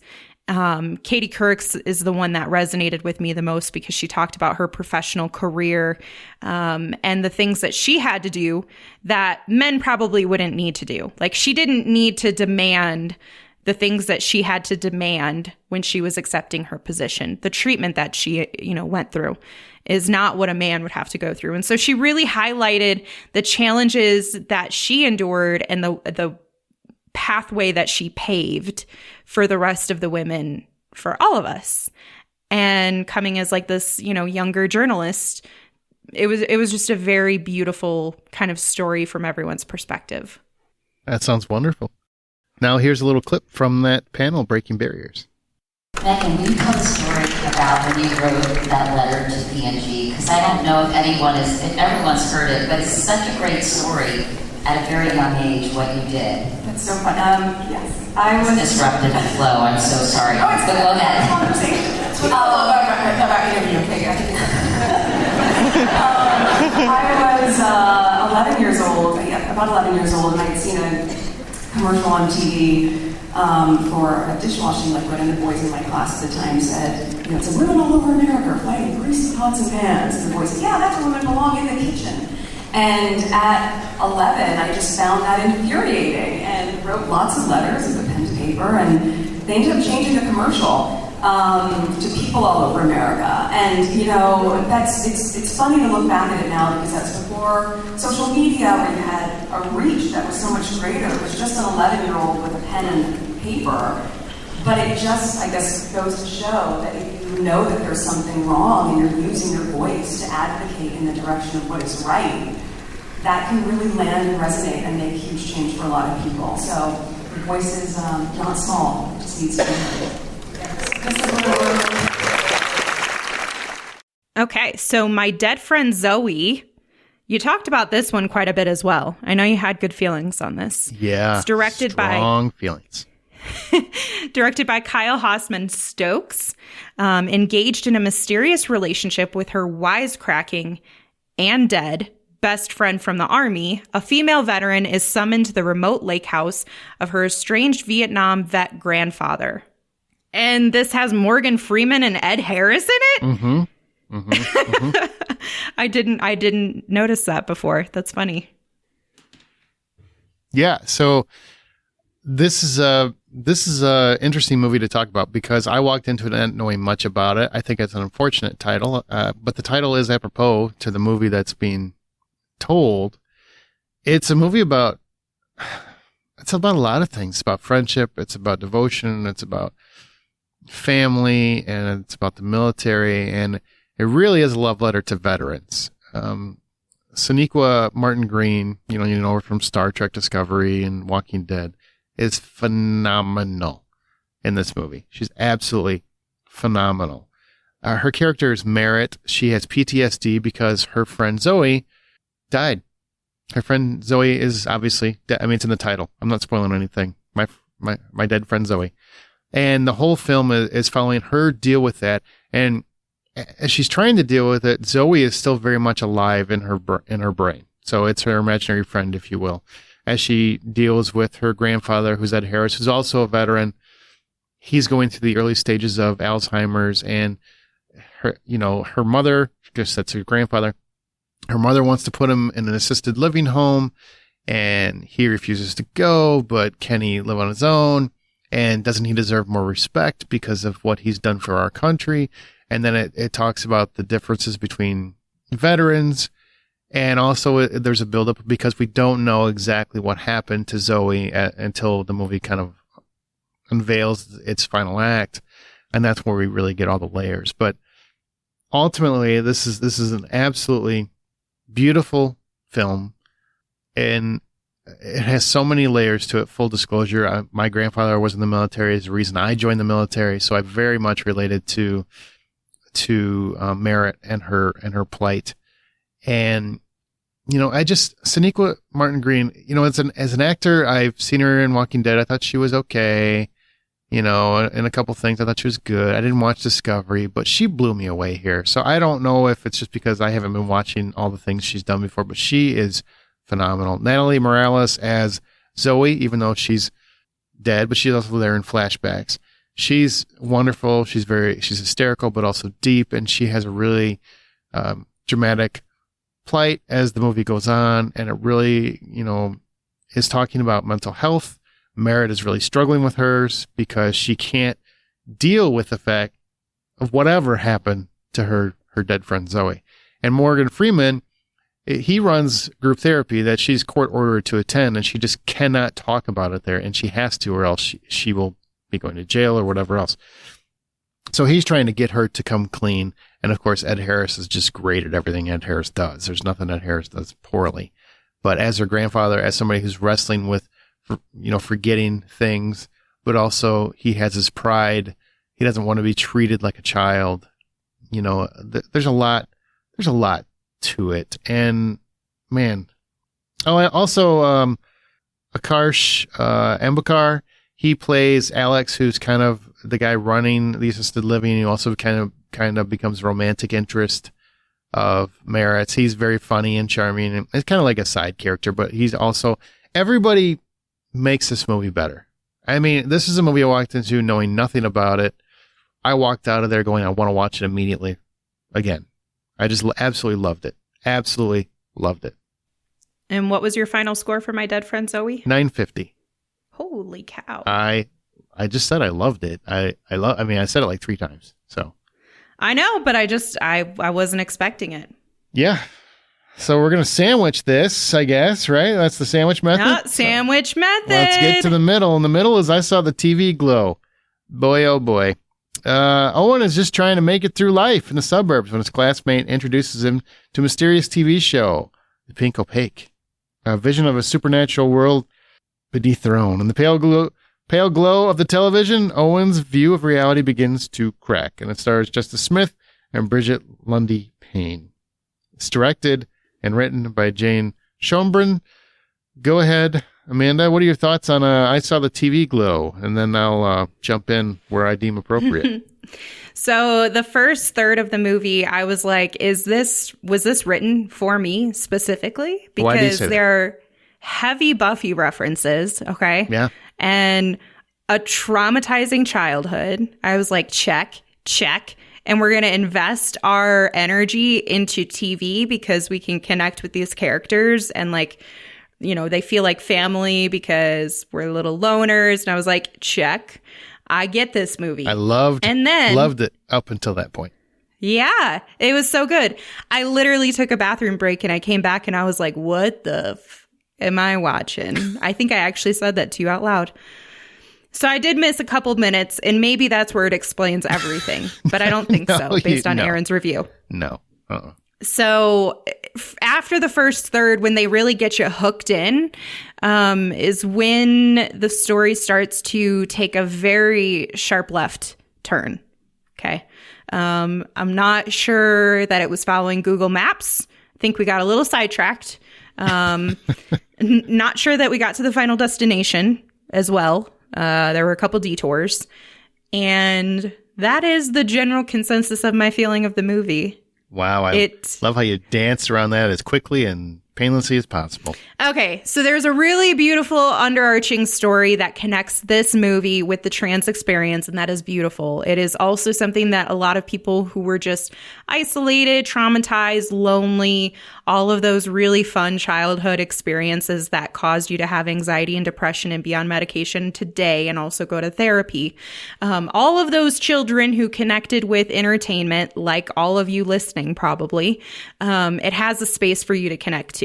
The problem is it gets so off the beaten course where it's trying to make it so artsy that it becomes, what's the right word? Unintelligent.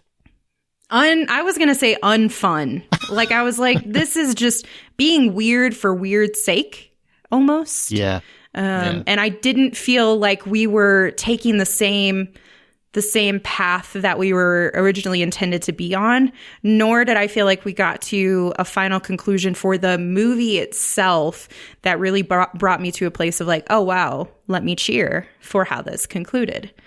So yeah, I love the idea of how television binds us. I think that's a really interesting concept that would make a fantastic film.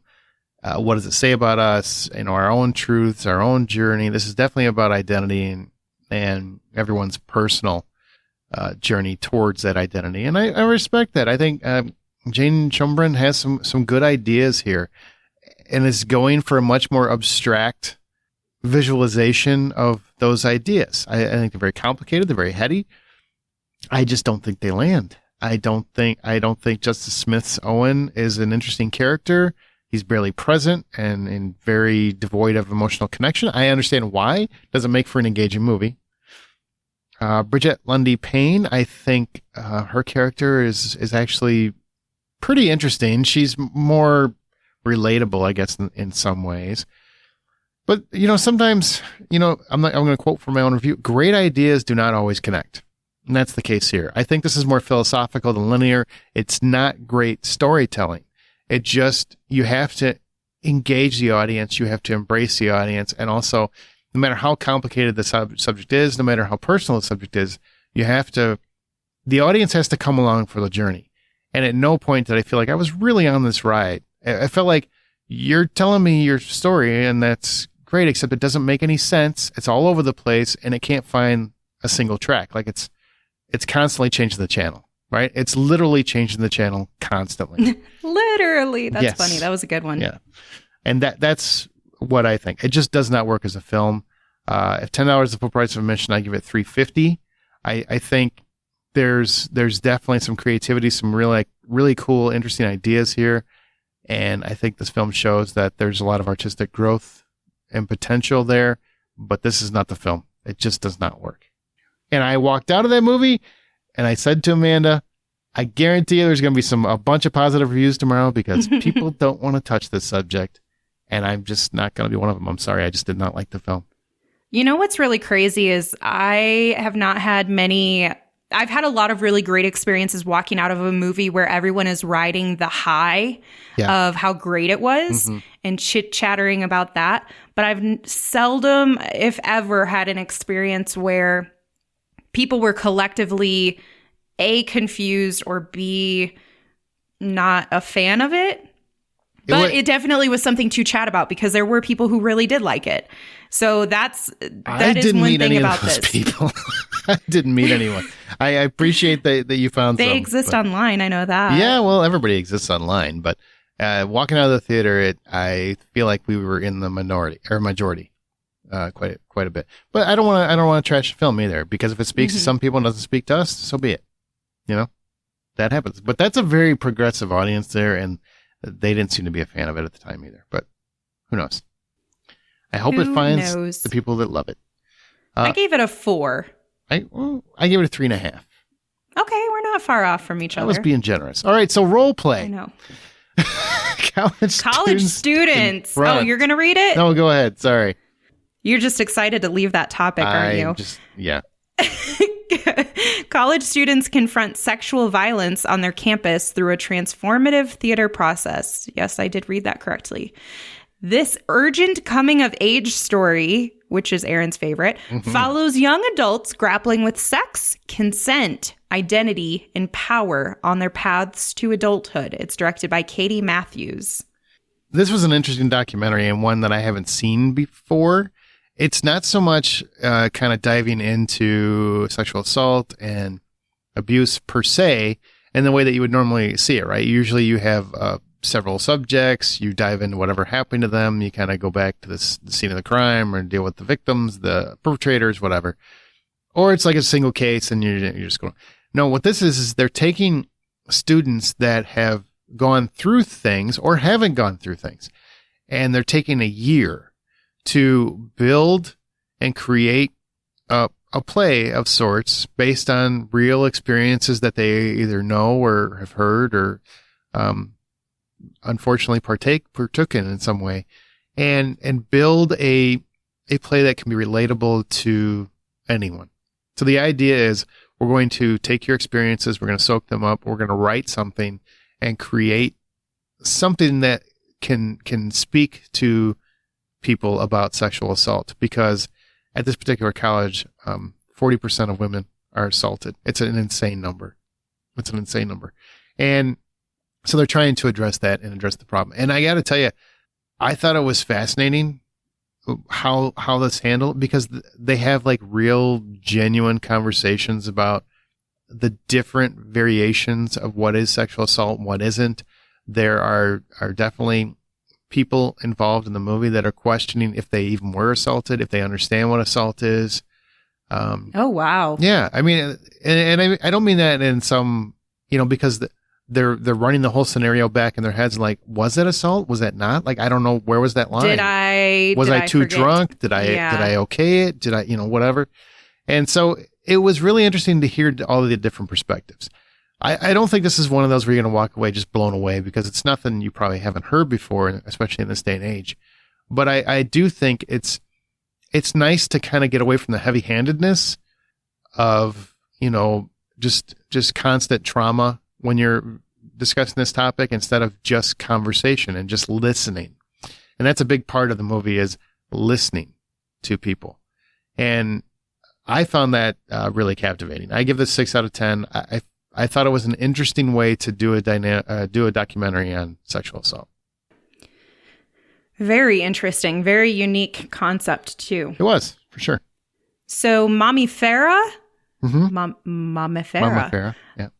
Lola, happily child-free at 40, confronts an unexpected pregnancy, triggering a clash with societal norms. Amidst her reluctance to embrace motherhood, her boyfriend Bruno's desire adds a surprising twist in their expectations.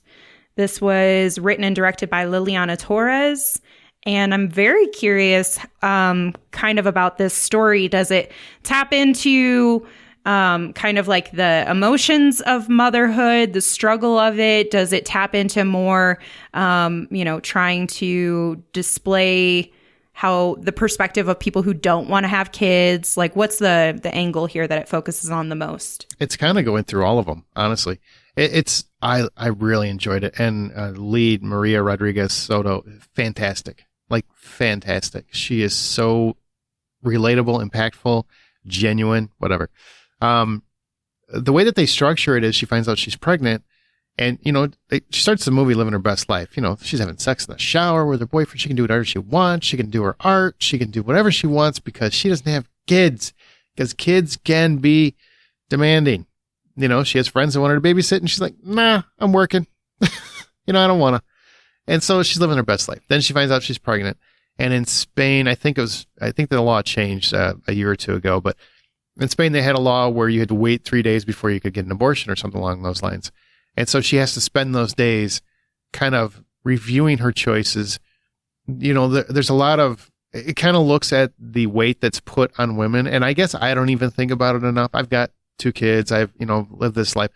I even hadn't thought about it enough in many respects. So as I'm watching the movie, I'm really contemplating people I know and where they are in their life, and different conversations we've had over the years. And I always love when a movie can make you think about yourself and put you in a place where, you would have handled a conversation maybe differently, or maybe you understand somebody a little bit more.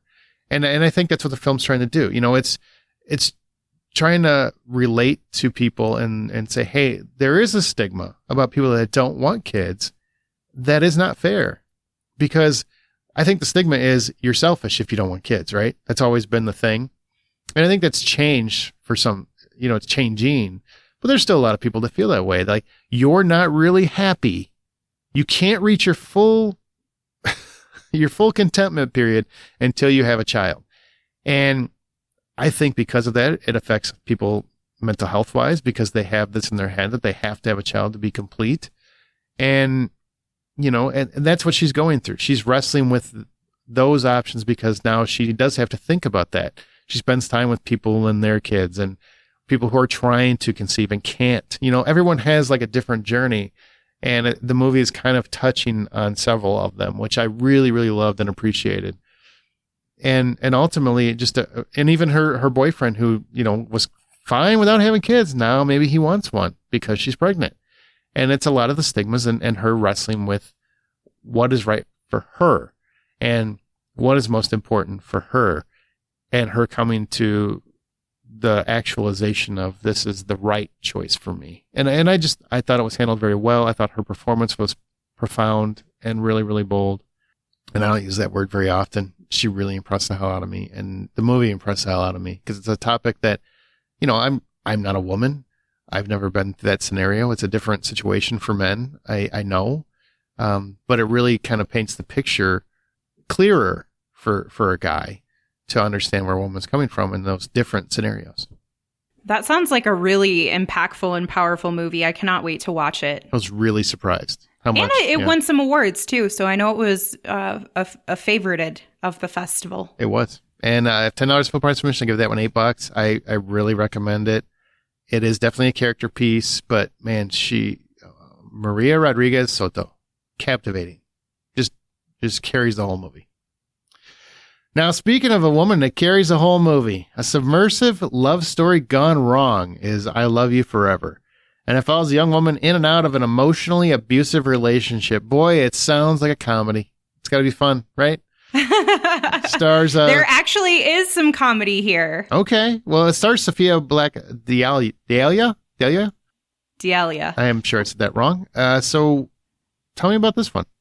This one is one that really surprised me, especially in terms of tone. You joked like this sounds like a comedy, hardy har har. It actually is very funny. Part of it is from the dialogue, but a big part of it is from the delivery of the cast. And John Rudnitsky, Kazi David, and Sophia Black Dahlia are this fantastic trio of best friends who are single, struggling, and trying to get through, what seems to be like their 20s or 30s. And our woman in particular that we're following, her relationship, Sophia's, she has been in a 2-year hookup situationship. Okay. A story that modern day dating candidates all know too well. Okay. And so she finally gets semi out of this rut because she meets this incredibly charming, very like cordial and just kind of over the top lovey-dovey. He's also very chivalrous. She meets this guy and he seems to have it all. And it's one of those, is it too good to be true, or is it just really this good? And, obviously based on the description, it's not all sunshine and rainbows, and you start to see his demeanor change. For anybody who's, I guess, read an article on the internet after a shitty relationship, this is the equivalent of a narcissist who started off love bombing. Oh, and I got it. Yeah. Okay. Yeah.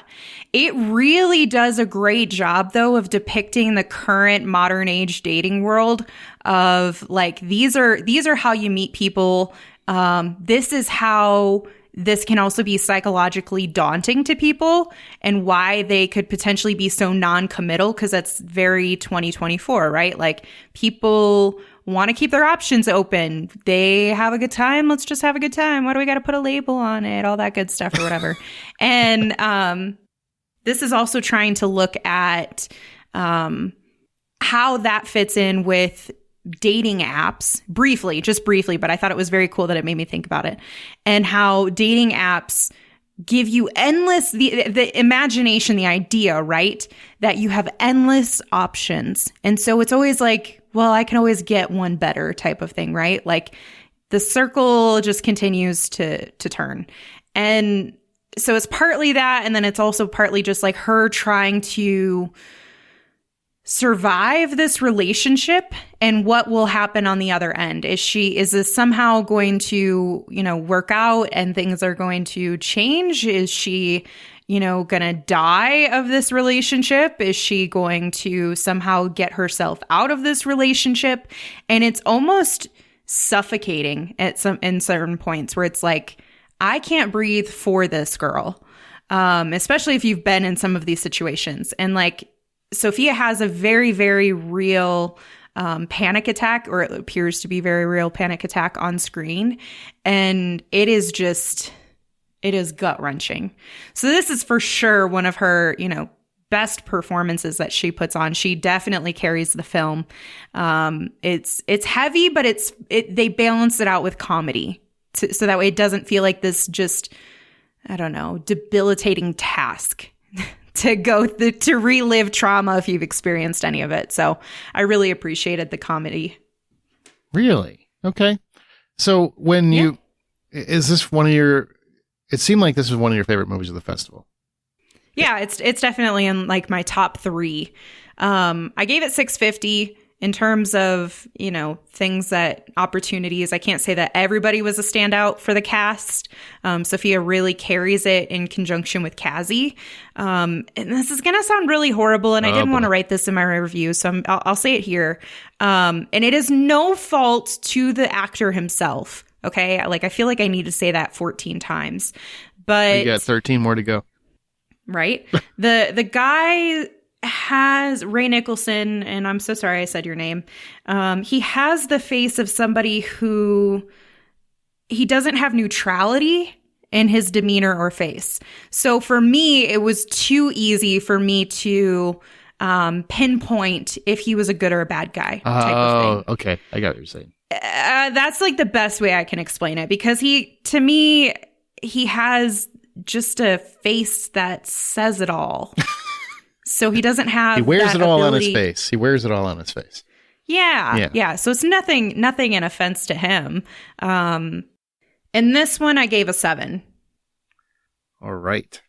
So then we've got Marvin is sorry after he accidentally killed one of his fans during the filming of a YouTube video.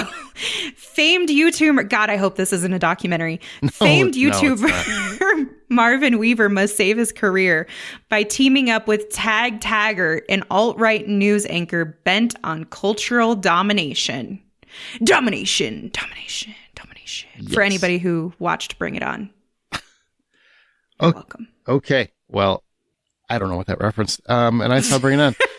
But Samsung Lee plays Marvin, and it's okay. What this is one of the competition for TV episodic premieres, and what this is it's basically competing in the TV episodics. I was really surprised how enjoyable this was. It's like 24 minutes, so it's obviously a half-hour show. Which, you know what, more people can do that these days. We can have shorter shows.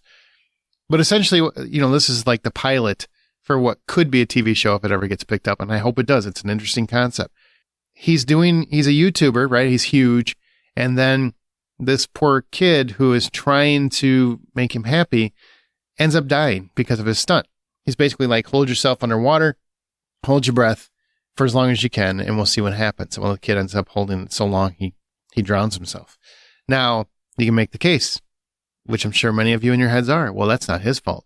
Well, that's not how the world works. So he gets sued by the kid's family, loses everything, and he's basically canceled by the world. So the only person that will hear him or hear his apology is an alt-right, very right talk show host. Think Tucker Carlson, right?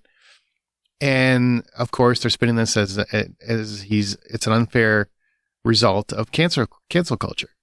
I love this concept. I think it's very interesting because you're showing how quickly a guy could possibly switch sides for what he believes in ideologically to keep his fans, because he has no more platform. The platforms cancel him and everything else. So what does he have to do if he wants to have fans or reach his fans? He has to go reach out to this kind of extreme guy. And it's fascinating. I really, really, really find it fascinating. This is a concept I would love to see fleshed out. I thought Samsung Lee did a very, very good job of bringing this kid to life and making him relatable and understandable. And especially like as this episodic kind of wraps up, you find out just how sorry Marvin is or is not. Really liked it. I give it $7. I mean, if I'm going to rate it, but it's kind of hard because I don't have the whole show. But I do hope this gets picked up because This would be something on TV that would be new and interesting. And it's got a cool idea. Interesting. Absolutely. Now you saw a billion. We're almost done, people. Hold tight. We're almost there. We've got three. Only a few left. 3 left. We're almost done. And Fall Guy is the last one. The one Amanda didn't see. Which I can't talk about. Nope. Because I wasn't there. Nope. Oh, man. If you didn't know. And did you see him when they rode up in the old 80s TV show? No, you know why, Aaron? Because I was 6 blocks down the road standing in a line with a bunch of strangers. Maybe they would have drove by on the way to the theater. I wish they would have. Oh, that would have been cool. It was pretty cool. They were in the actual truck from the 80s that Lee Majors drove. Oh, it was so cool. All right, Billy and Molly. They also had people doing stunts on motorcycles in front of the theater. Man, so glad I wasn't in that line. Billy and Molly, an otter love story. This is from National Geographic and Silverback Films, and it's a heartwarming story of love between a wild otter and a man set in the remote Scottish islands of Shetland. I guess you can take those words and make that whatever you want. You can make this like a little bit more romantic than it needs to be. But what about you? Is this a good movie? It's a very sweet, like very stereotypical National Geographic type documentary. This guy and this otter, they just become like besties, and he kind of like adopts it, and it's really cute. It's a little concerning how easy it is to kidnap one and make them your best friend. But that's what pets are, Amanda. All over the world, every pet is kidnapped. But it's an otter, okay? It's just weird, but it's really cute. And obviously, like the big thing is like you've got heart and you've got a lot of really beautiful scenery because of the nature sequences. It's a national, like I said, it's a National Geographic film. So visually, it's very. You're looking at stunning imagery, and then you have this really sweet story which touches your heart. I can't say that I needed a whole movie of this. Like, I think a good Instagram reel would have done it for me. Personally, that's funny. But I will say it was good. It was very sweet. So if you like those little like nature sweet stories of like humans bonding with animals on a very intimate level, then this is probably a good one for you to check out. And I gave it 6. Okay. Now we're on to 2 of our favorites from the festival. Yours is Black Box Diaries. Shiora Ito is the director and the focus of this is a documentary. Journalist Shiora Ito embarks on a courageous investigation of her own sexual assault in an improbable attempt to prosecute her high-profile offender. Please elaborate on this. It sounds horrible yet fascinating.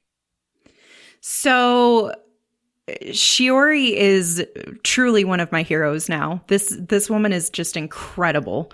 Essentially, what happens is she was a journalist in Japan, and she had an opportunity to meet with Mr. Yagamachi, I believe his name was. And he was like a prolific journalist as well in the entertainment industry in Japan, Tokyo specifically. And he had connections with Prime Minister Abe. So the man has people in high places, right? So she goes for this meeting. Next thing she knows, she's, clearly she feels like she's being drugged. She was taken to a hotel by him and assaulted her, raped her. And I will say you definitely need to go into this one with a very clear understanding that this is not meant for somebody who is still healing, recent healing, because the entire documentary is after the incident happens, she's a journalist. She wants the truth. She wants to know what happened. The police did not take her seriously. She continued to push through even when they had an arrest warrant, okay? Meaning they had enough evidence to arrest him. They were like, now we got to withdraw this. We're going to call it off type of thing. So she just continues to deal with this, uphill battle from all directions. And ends up being like a 4-year endeavor for her to get the truth and get him to trial and things like that. But it became a very prolific case because most women don't disclose their identity. Mm-hmm. She did this at a public press conference after she felt like the police weren't taking her seriously to out him. Damn. And specifically name herself. Yeah, it was huge. I mean, it was massive entertainment media news. On top of that, she then begins to, you get to follow her journey as someone who is being berated by the public, by women who are saying, I feel ashamed to be of the same gender as you. Just very horrific things that she's a liar. A lot of things that a lot of sexual assault survivors deal with. Hers is just on a very public scale. And she basically was never safe. Now, the one thing that I'll say is really interesting about this documentary is she does something that I think is brilliant. At the onset of the film, so first she starts you off and she makes you actually take a deep breath to be able to put yourself in the right frame of mind to be able to process her documentary. Phenomenal. Love this. She even came in before the screening to tell us all to take a deep breath, and we did it with her. Phenomenal. I love her. She sets you off from the beginning with the evidence she ended up collecting in terms of video footage of her being dragged out of this cab, incoherent, unable to walk or stand on her own. Very, very vulnerable experience.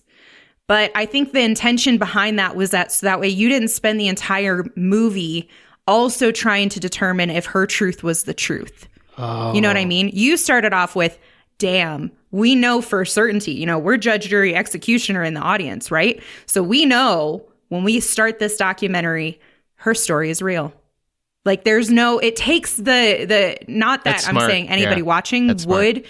question it, but it is. It's no, people because will. People will. It's and I think some of that's natural, right? You don't want to just jump to, well, yeah, everybody, because have been wrong fingers pointed in the world. So, I mean, people have that hesitation where they think about it or even that, just the same things that she heard from police. Sure. You know what I mean? Like, well, if you were drugged, how do you remember? Ugh. Well, let me explain to you because I woke up in the middle of it. And she does give you those details. She does go through. So that's what I'm saying. It's very explicit in nature, not in graphics though. But her story is very touching. What happens, the journey she went through. And I think it's such a cool perspective too, for a woman who's a journalist to say, my identity is to tell stories and find the truth. And no matter what, if somebody is going to fail me in doing that for me, I'm going to do it for myself.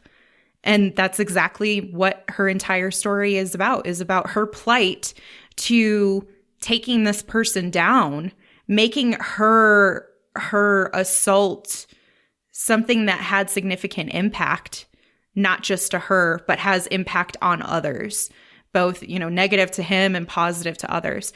Like this woman is transformational to Japan. You have no idea until you see this documentary. Wow. It's insane. I definitely want to see this.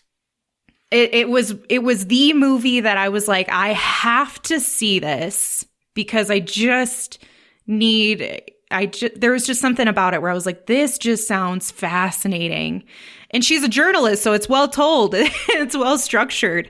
That definitely makes it easier. I will say, again, another film where you're going to have to read subtitles because she goes back and forth between speaking in Japanese and speaking in English. Mm-hmm. She has really good English, but, she is going to talk in her native language with people that are of the same language. And then when she's just talking with the person who did her camera work, her cinematographer, they speak in English together. So. And what do you give this one?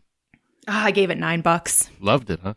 Loved it. And when I tell you that I was emotionally exhausted afterwards, like my body was physically drained. I cried so hard. I just wanted to hug her. Did you? No, she had to run to the other screening because ours was like 20 minutes late. Otherwise, I literally would have. When she walked in, though, at the end credits, I stood up and applauded for her. Really? Literally. Did a lot of people? I'm 100%. sure a lot of people did. There are a few people who did. Yeah, I was surprised to see how many men were actually like out of their way supportive after. It was very beautiful. That's very cool. Yeah. All right. Last but not least. Ooh, what are we going to talk about? Oh, something I can't talk about, so I'll read you the description. Just kidding. Sorry. The Fall Guy, directed by David Leitch. Colt Seavers, a battle-scarred stuntman, is drafted back into service when the star of a mega-budget studio movie, directed by his ex, Jody Moreno, goes missing. This has the lovely Ryan Gosling, the effervescent Emily Blunt, the beloved Winston Duke, Aaron Taylor Johnson, best boobs in Hollywood, Hannah Waddingham, and Stephanie Sue. I don't know about that. Truly, if you saw her outfit, she is an impressive woman. Oh, I saw it. I was there. She is gorgeous. She's a beautiful woman. Yeah, and her I don't. Sorry to side. I'm not gonna derail that. I'm not gonna gauge her boobs. Yeah, you probably shouldn't. But No. I can. She looked phenomenal. Like, that is goals. Your goals, Anyway. yeah, not mine. Yeah, not mine. The Fall Guy. Yeah. So, if you are not aware, this is based on an 80s TV show. It starred Lee Majors, one of the most renowned theme songs of all time, The Unknown Stuntman. I loved this show when I was a kid. It's basically about a stuntman. It's a part-time bounty hunter. And it's a reinvention for the modern era. David Leitch comes from a whole... That's where he met his wife. In the clip that I'm going to show, you'll hear Ryan Gosling kind of talk about the love story between him and his wife. But David Leitch, originally he did work with Chad Stahelski on the John Wick movie, the first one, and he's done Bullet Train and Atomic Blonde. You remember that long action set piece with Charlize Theron? Mm-hmm. And he knows action. He comes from the world of stunts. He was a stunt coordinator, and so this is his nod to the world of movie stunts.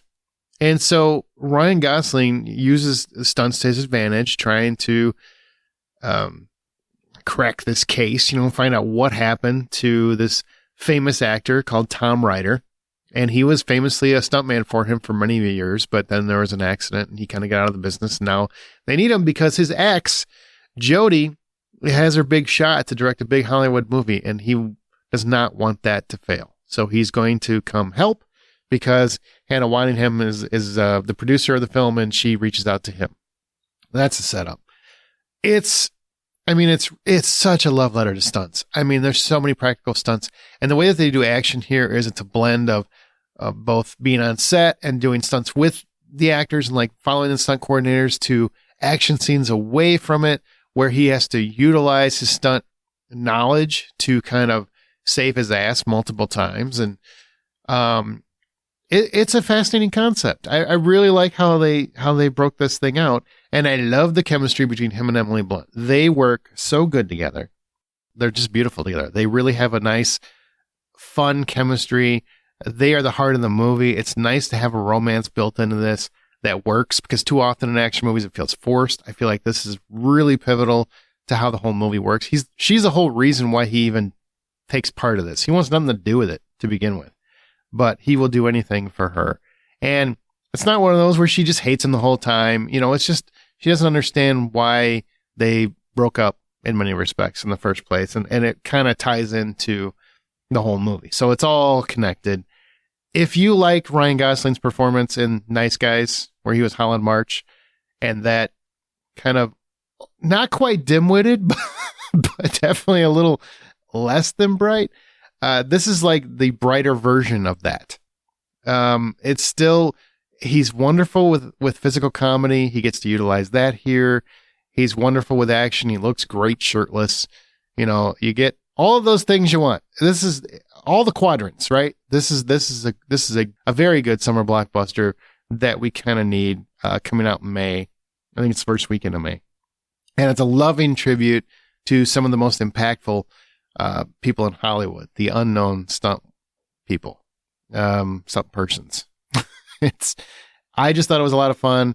I feel like the script kind of gets a little hamstrung here and there, and it's reaching a little far. But man, when you get to that final act and it just goes balls out, it's a hell of a ride. I had a great time with it. I give it 750. Any questions you have, ma'am? No, can't wait to see it in like 2 more months. Yeah, you want me to tell you how hanging out it ended? with the peasants. The peasants. Waiting. I guess. All right. Well, before we move on, we've got one more clip for you, and that's from the Q&A from the Fall Guy. Can we talk a little bit about the amazing chemistry that you, Emily, and Ryan had? And also great comedic rhythm. Did you do any prep work to kind of find that moment, or was it pretty We have some natural? trust games we could show you guys that are really good for chemistry. I got very lucky. I have the best sparring partner ever. That's sparring, but I say sparring, but we also love spars, but we love a spar. Yeah, that's kind of how we bonded. We went and got like scrubs, you know? Emily could create chemistry with the trash can, so she just came, she brought that blunt force to this movie. Oh boy. That's it. Fall Guy 2 title. Blunt force. Got it.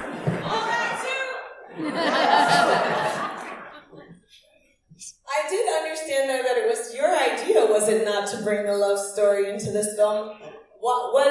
No, Ryan, right? That's what I heard. Someone was on the line, that's your better light. I don't know why you're backing up. I'll explain. You know, we were talking about motivations for characters, and there was a little bit of a love element in it, but it was like, what's a stronger motivation for any character than love? And Ryan's an amazing actor, as you know, and he gets to do all these different talents. He can do great romantic lead, he can do comedy, he can do action, and we were starting to see like this film had all of it, and we could lean into all of those skills that he has, and it got really exciting at that point. But He could do drugs. He could do drugs. Drugs. Amazing. Dundee. I did some Dundee on this movie. No, but I was so inspired by David and Kelly. You know, they have such a beautiful love story.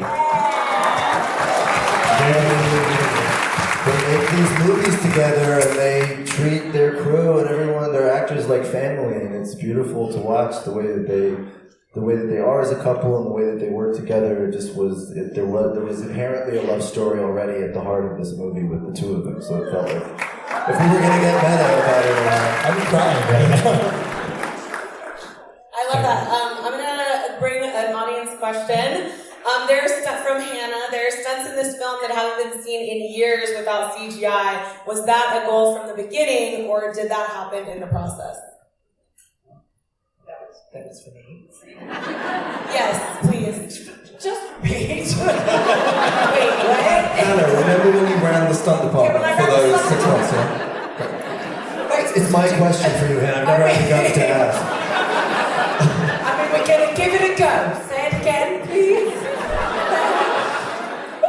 It went away, but it was about... it's a question from Hannah in the audience. Hannah! Sorry, I thought it was a bit. There's been so many bits this week. From Hannah in the audience, she wants to know, she said there's so many stunts in this film that haven't been done in years without the use of CGI. Was your goal to do it without CGI the whole time, or did that evolve in the process? No, it was our goal. I mean, because it was a love letter to stunts and a love letter to the crews that make these movies, and we knew we had to be authentic in that world. And look, I love my visual effects friends and brethren, but this was the movie we really had to be true to the roots of stunts. How about Logan's record-breaking cannon roll? Yeah, Logan! Man, you know, Amanda, I did show you the video of this, right? So you did get to see the Q&A. Yeah, he was really, you guys, he acts like he's so mean and tough, but he actually recorded the entire thing. Obviously, he can't give it to you guys, but he did it for me. So I got to see the whole thing. It was very sweet. But I got to see it in person. All right, so here's that clip. Dick. Okay, and now we are concluding our episode. But first, got to ask you a couple things. Number one, best overall performance, Amanda. Who do you rate? My number one performance is going to be from Things Will Be Different, and that is Riley Dandy. Okay. She was a lot of fun. I love me a fun, badass lady. I'm also trying to go off the script with actors that we don't already know their name for, including Samara Weaving. Well, that just feels like you just got an honorable mention in there. No, I'm just saying I feel like we should be fair and they should be indie performances. Sure. Mine is Sonequa Martin Green. Really impressed the hell out of me with My Dead Friend Zoe. I can't recommend that movie enough. Granted, I was in the military. Maybe it speaks to me more than might you, but people were raving walking out of that theater. So, film you heard get the most buzz, but you didn't get to see. So this is a movie. I think we covered this already. I haven't. What were you saying? The Fall Guy. Well, I saw it. I'm being funny, but for real. Oh, you covered it already. Okay, I got it. Mine would be Monkey Man. I heard a lot of love about Dev Patel's Monkey Man, which is coming out, I think, in April 5th. That is just a fantastic action thriller. Like it's just done very boldly, smart, intelligently. The action is extremely well done. The emotional impact, the resonance is really there. So it sounds like it's the real deal. So you should check it out. And favorite all-around film, both popular and indie.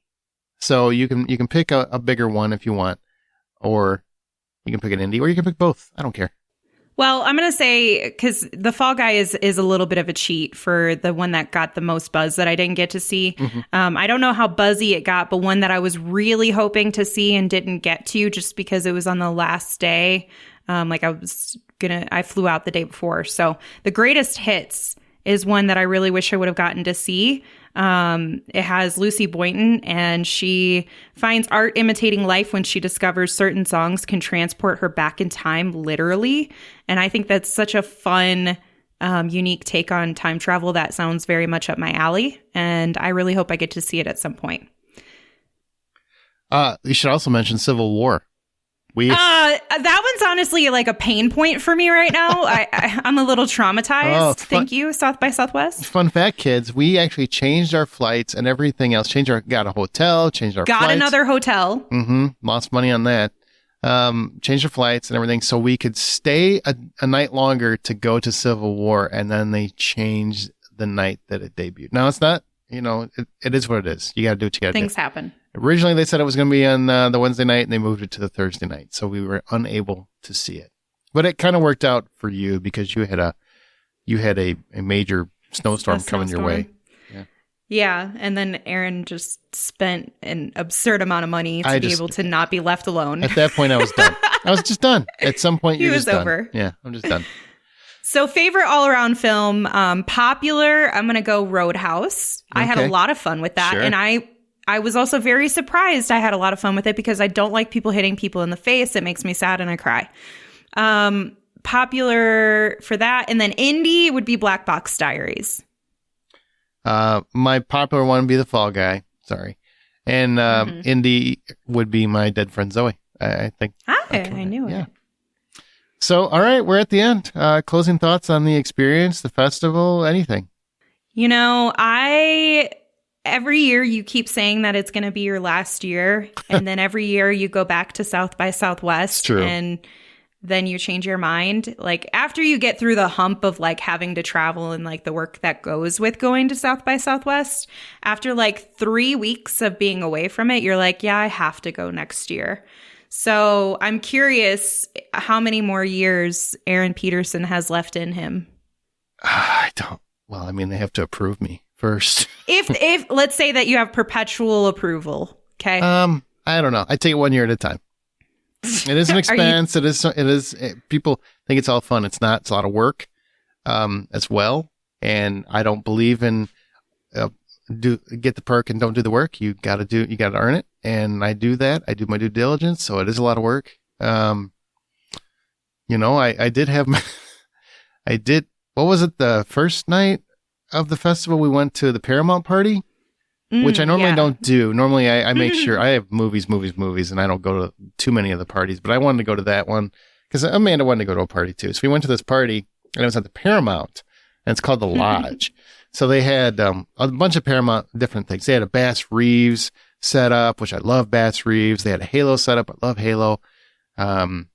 They had Mean Girls. They had a Mean Girls room, so you could Ink Master. Yeah. Well, they had a lot of drinks at this place too, and we got some all included stuff. So this dude drank too much, which I normally don't do. They gave him an unlimited wristband and told him to have fun, and he went wild. He's like, "Let me try a drink from every floor and mix and match." Yeah, that was my mistake. I don't mix, and I definitely mixed, and I know not to mix. So the next day, I was quite unright, and it was a long ass day. I've never been prouder of myself than the morning I woke up, got ready before you even were out of bed, made it to my first planned screening while you were hungover in bed. I was like, I got to ride this high. It's only going to happen once in my entire lifetime. This is cool. I still hit 3 movies that day. What? And you still did. Yeah. He's impressive, guys. Yep. I got the stamina. And also won't be doing that anytime soon because, man, that's a lot. You should have stuck with whiskey. It was fun, though. Yeah, it was good. The parties are fun. Go there, have fun. I recommend everybody goes. I mean, that's really all I have to say about it. Look, I know we talk about it as, well, if only you could go. You can go. You could go every year. I mean, get a pass. I know they're expensive, but if you can afford it, I don't want anyone to be out, put themselves out or anything like that. But if you can afford it, I think it's a fun experience. And it's something I think most people should try at least once. If you can afford it and you're a big film fan and you're a film buff, go there, experience South by Southwest. It's an insane time. You have to be okay with people and you have to be okay with crowds because you don't have a choice. Those two things are going to happen. Outside of that, it's a great time. It's not overwhelmingly crowded, though. Like, let me add that because I don't like people touching me or being in my bubble. There's just a lot of people. Yeah, it's a lot of people. So it's you gotta... A lot of great barbecue, too. A lot of great barbecue. We had Cooper's Barbecue. Gus's Fried Chicken. Gus's Shout Fried out. Chicken. Yeah. It's all good. Buc-ee's? You have a Buc-ee's nearby? Get on it. So that's it. Please, everybody, check it out. You go to SXSW.com if you want more information on South by Southwest. That was a lot of movies for everybody to hear about. We're already, we've talked over a couple hours. My God, you guys got better things to do, I'm sure. We'll be back next week with an all-new episode, and we'll probably just play it loose, right? We'll just freewheel it a little bit. Maybe even talk a little Ghostbusters. Who knows? But keep in mind, everyone, that many of these films do not yet have a release date, so check IMDb for updates. That's it. Thanks for joining me, Amanda. Thanks for having me, Aaron. And thanks for everyone listening. Be sure to subscribe to The Hollywood Outsider. Tell your friends about The Hollywood Outsider. And remember to rate and review us on your favorite podcast app. And the next time you head to a theater, buy popcorn. Thank you, South by Southwest. Another good year.